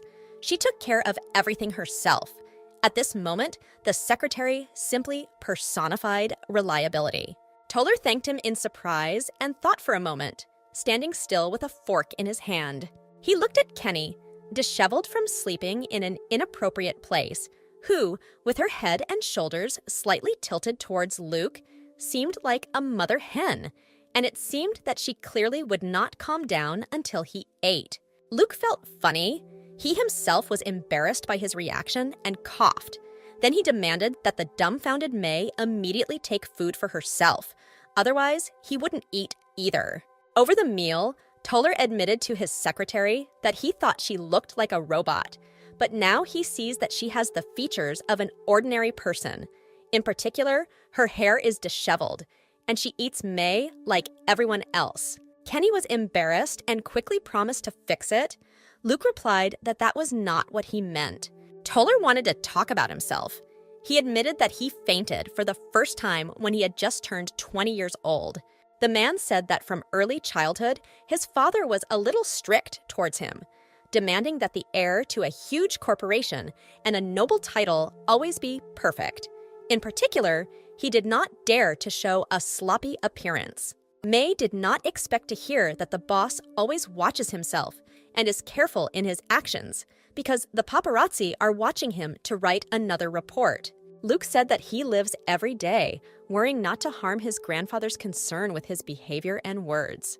Reporters were always watching him, trying to catch him when he made a mistake, so he thought he was ready for sudden camera flashes. But that day, while shooting a family portrait, when there was a flash, he immediately fell. Toller waved his hand and smiled, inviting May Kenny to live a more relaxed life for both of them. But the smile did not seem natural because of the sad eyes. The secretary did not understand what the director meant, either that she was also too tense all the time, or that she was generally suggesting to reduce the distance in the relationship. But how could this be? She was just a subordinate. Kenny thought that Toller was probably just joking about her, and Toller said that there was a lot of talking while eating, and that it was time to just eat. May thought about the boss's story. It was a surprise to her that Toller Jr. was a man who had much more problems than the secretary thought. It was already 3 o'clock in the morning when May got ready to go home, reporting that she would prepare a video meeting the next morning. Luke was surprised because the workday was supposed to start in 5 hours. At 8 in the morning, he joked about whether Miss Kenny got ready for work too early. The assistant explained that since they had already rescheduled once yesterday, it was difficult to adjust the time even more. May assured that she had prepared all the materials in advance so that the boss did not need to worry, and was about to leave when Luke called out to her to wait. The boss said that there wasn't much time left before going to work and offered to stay the night in his room. Toller didn't just undress, but practically stared at the secretary, who blinked her eyes in shock. As soon as he said out loud the invitation to the secretary to stay the night, Luke Toller was horrified by himself and began to mentally call himself crazy. The executive director was amazed at what kind of nonsense came into his head. May pretended that she didn't hear Toller's proposal and asked if he wanted to say something. Luke waved him off that he didn't want to say anything and that it was time for Kenny to go. Left alone in the room, Luke Toller first sat with his mouth half open and his eyes bulging, nervously clutching the sheet with his fingers.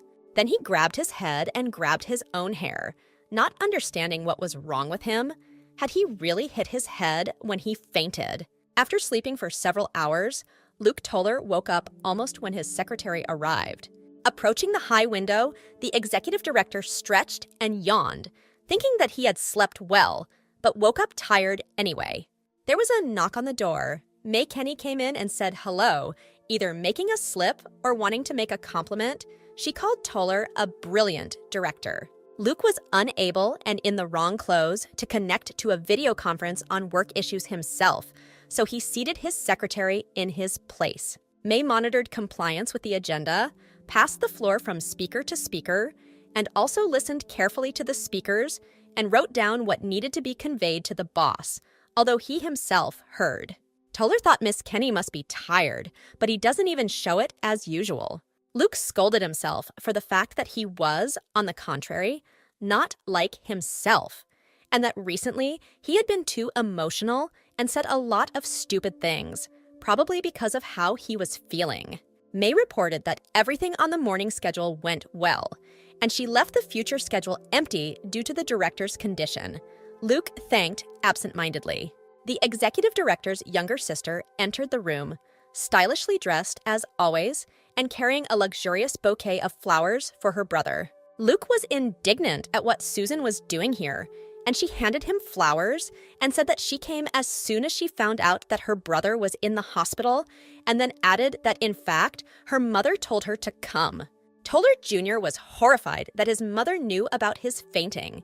His sister said that his mother went to a neighboring town to order a special tonic drink for her son from a popular homeopath. Clutching his thrown-back head, Luke was indignant that he would not drink this nasty thing. Susan giggled. The secretary mentally assumed that her manager must have a good relationship with his family to be so cared for. Susan Toller turned her attention to May and asked if she was May Kenny's deputy.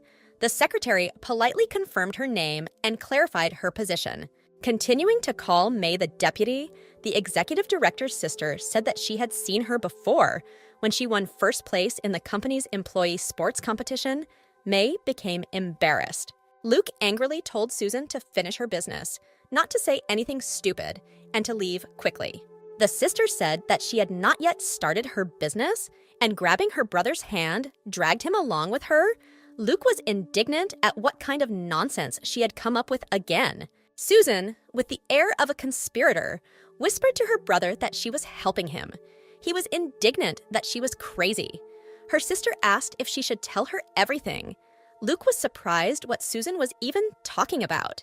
She winked slyly at her older brother, approached his subordinate, hugged her hand, and offered to go get coffee together while the patient remained in the ward.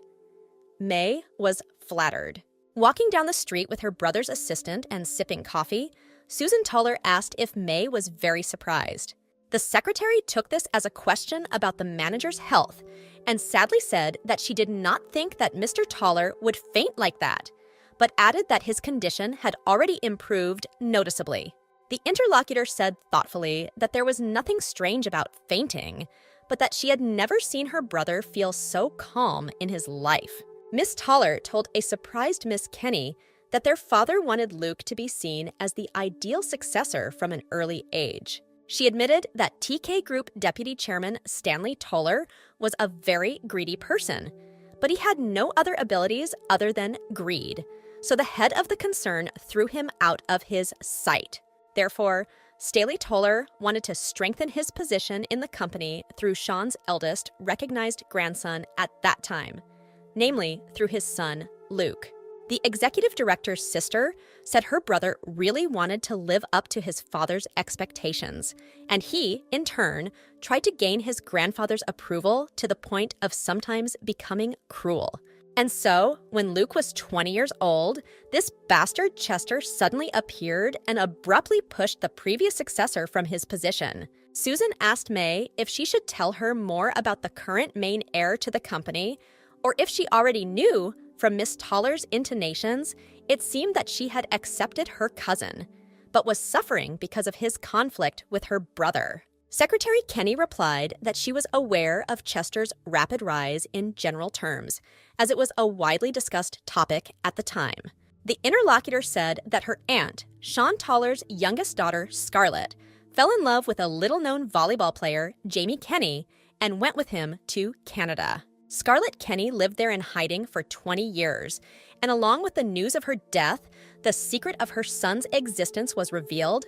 Sean Toller took in a new grandson who had nowhere to go and passed on his last name to him. For Luke, who was accustomed to believing that he was the only successor to the TK Group, this was a disaster. So as not to be inferior to Chester, he devoted himself entirely to the fight.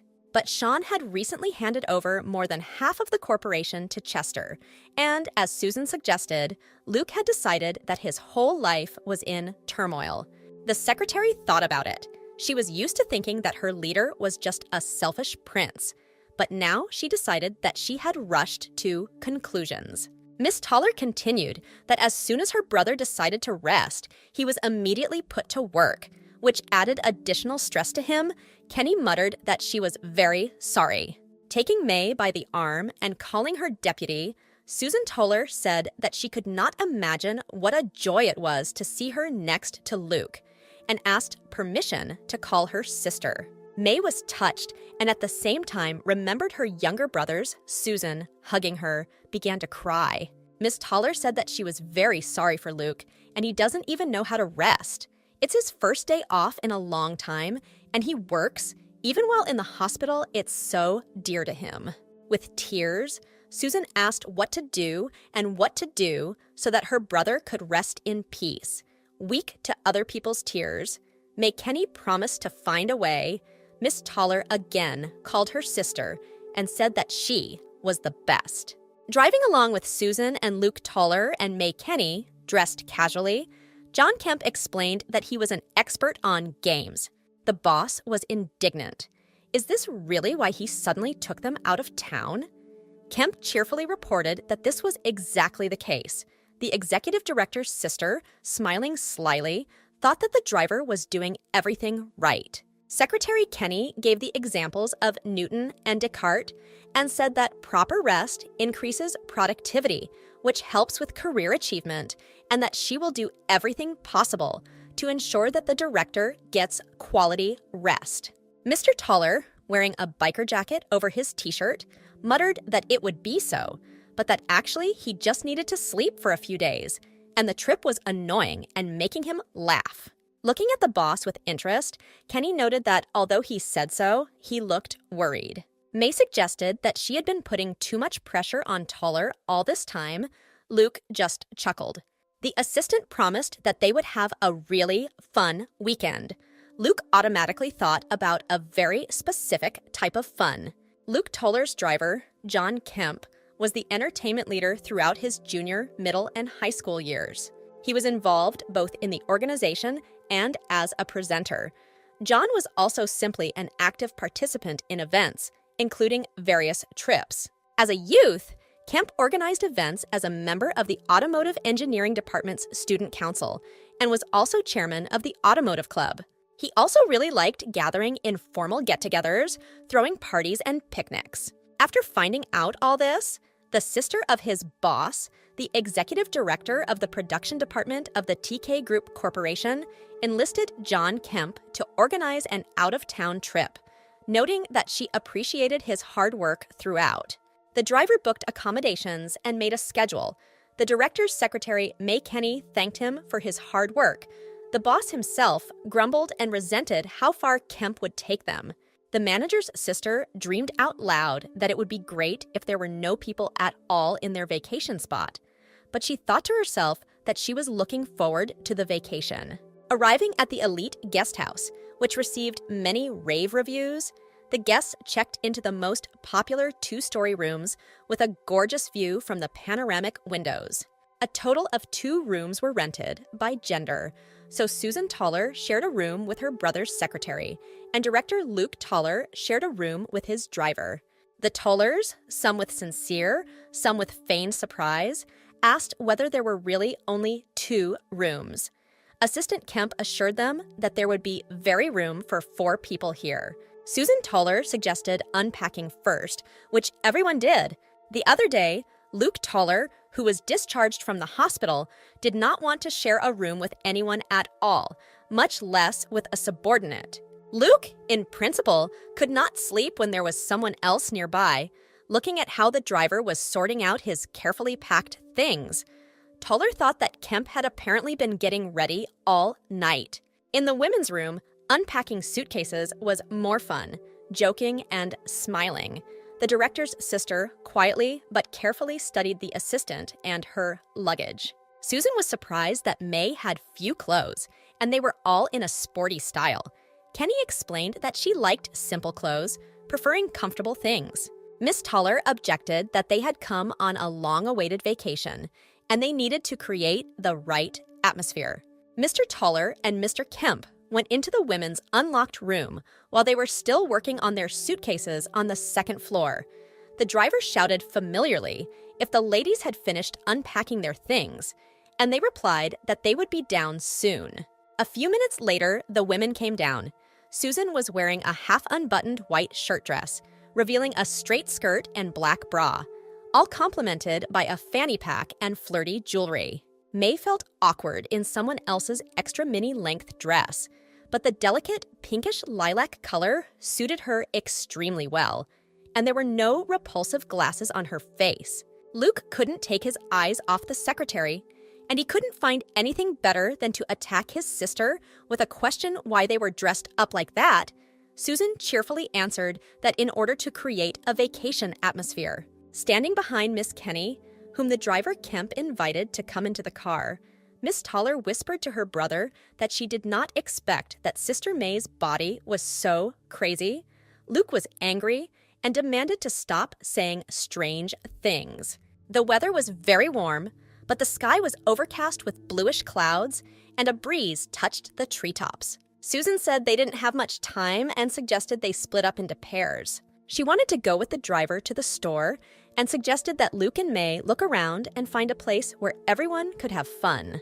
Toller and Kenny looked at the car in which Susan had driven away in surprise. May suggested that since there was nothing else to do anyway, we should really go and look around together. Around the boarding house, there was a deciduous forest with tree-covered hills and well-groomed wide paths. Kenny asked Toller if he liked such paths in the forest. Luke didn't know what to answer, since he hadn't really walked along them before. May told her companion that there were mountains near the house where she lived as a child, which served as a playground for her and her brothers and friends.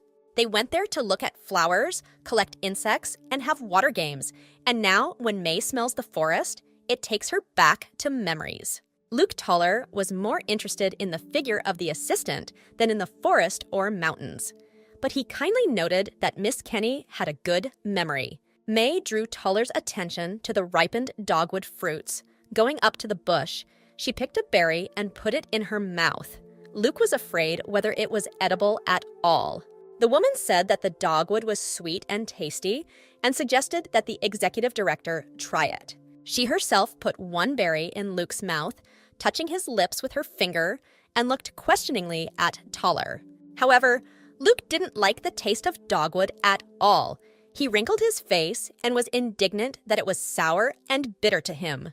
May said that it seemed like the berry was not quite ripe and offered it to a friend, but Luke refused. The companions continued their walk along the bank of a shallow forest river with amazingly clear water, through which every stone at the bottom was clearly visible. Toller and Kenny threw small, flat stones into the river. Luke talked about different types of birds and plants. On the other side of the river, there was an amazing flower meadow, and Toller suggested going there, which they both did. When May looked around the clearing in admiration, Luke thought that she herself looked like a flower. Having picked some clover, Kenny entwined it with her companion's finger like a ring. May happily noticed that Toller was enjoying himself. It was the first time she had seen such an expression on the executive director's face. Of course, May Kenny attributed this reaction solely to the beautiful nature and fresh air. While May, squatting, picked flowers, Luke looked at her dreamily. Then they sat peacefully, surrounded by huge boulders, by the water under a shady tree. Birds chirped around. The man and woman almost touched each other's palms. May reminded Luke of his words that she needed to take the weight off her shoulders and live more freely. She couldn't find anything better than to say in an official tone that she would follow this and wanted the director to relax too, so she was very glad that Mr. Toller agreed to the trip. Luke was dejected. He expected completely different conversations, but confirmed that he had never had so much fun before. Suddenly, large drops of rain began to drum on the leaves, falling more and more frequently, and a downpour quickly began. Luke shouted that he needed to run faster. Climbing the slippery boulders covered with lichen was difficult and dangerous. May lagged behind. Toller turned around and shouted to her to be careful. May absent-mindedly agreed. Luke looked at her angrily. He did not think to offer his hand. Toller waited while Kenny stood up, trying to hold the rising hem and grab the huge stone with her other hand. Suddenly, the hand slipped. Fortunately, Luke managed to grab it. The woman hung over the cliff, trying to find support or grab something with her free hand. Luke was afraid of not being able to hold May Kenny, and at the same time could not tear himself away from her neckline. After a few seconds, he thought of shouting to May to hold on to his hand. Kenny was grateful. She didn't realize on her own that she needed to hold on to Toller herself. The woman's hair, having lost much of her self-control, was completely wet. Her dress was stuck to her body, and her eyes were reacting to Luke's longing gaze and his attractive features. Holding May's hand tightly, Tuller pulled her towards him and pulled her out. He thought it was crazy, of course. His thought related to the downpour. Taking off the shirt he was wearing over his t-shirt, Luke covered himself and his companion. It was more comfortable for the two of them to walk under such a canopy, holding each other's hands and holding the edges of the shirt with their outer hands. Having reached the bus stop, the companions exhaled with relief and laughed. Kenny sat down on the bench. Tuller chose to stand. Sitting, May lowered her head and huddled in her wet dress, clinging to her body, which seemed terribly cute and seductive to Luke. Standing practically with his back to his companion, only turning his head in her direction, Tuller nevertheless could not take his ardent gaze from her, which moved first higher and then lower along her figure. May did not understand this strange look and looked back with a stern question in her eyes, although there was something defenseless in her gaze. Luke wrung out and shook out the shirt and put it on May, saying that he would cover it for a while, and soon the driver Kemp would come and pick them up. Tuller devoured his companion with his eyes, but did not dare to kiss. Kenny only realized that the leader looked chilled. She was afraid to admit to herself the possibility of some feelings. May was sincerely worried that the executive director was colder than she was, and at the most inopportune moment, she asked if he was okay. The director turned away, his face turned very red. The grandson of the head of the corporation said that he was fine. On the contrary, he felt hot after they ran. Miss Kenny touched the manager's forehead and noticed that his temperature had risen. May worriedly said that it was impossible for the director to catch a cold. Luke was angered by her official concern. Kenny resolutely gave the boss his shirt so that he wouldn't get cold any further. Luke had a strange feeling that he seemed to be about to fall through the ground. A car with Susan Tuller and the driver Kemp pulled up to the stop. Susan was horrified why her brother and his assistant were so wet and ordered them to quickly get into the car. John seemed strangely pleased, looking at his companions sitting on the bench. As the four of them drove along the wet road, Luke's sister said that the rain came suddenly. It was not according to the forecast, and that his brother and May were probably very surprised. Susan asked why they went so far. May replied that they just wanted to see the surroundings. Tuller and Kenny were sitting next to each other in the back seat, part of which was occupied by a large box of groceries, when the car went over a speed bump. The man's and woman's knees accidentally touched. Still looking out the window, Luke clenched his fist nervously. May chatted politely with Susan about her and Kemp's trip to the store. At the boarding house, having changed clothes and dried off, Luke and May began to help Susan and John prepare dinner. Standing with a bowl of lettuce leaves, Luke watched as May diligently chopped the garlic, looking focused but not stern. After some time, most were already sitting at the table. Only John Kemp was cheerfully and diligently turning over the barbecue. Luke stood thoughtfully with his fork over his unfinished plate. The women were watching something on the internet through Susan's smartphone, joking and laughing. Then it was decided to play a board game. Everyone except Luke Tuller played and had fun. Luke sat with his hands on his knees and just watched the progress of the game. He watched even more closely at May, who was looking at the playing board with interest, her swan neck stretched out.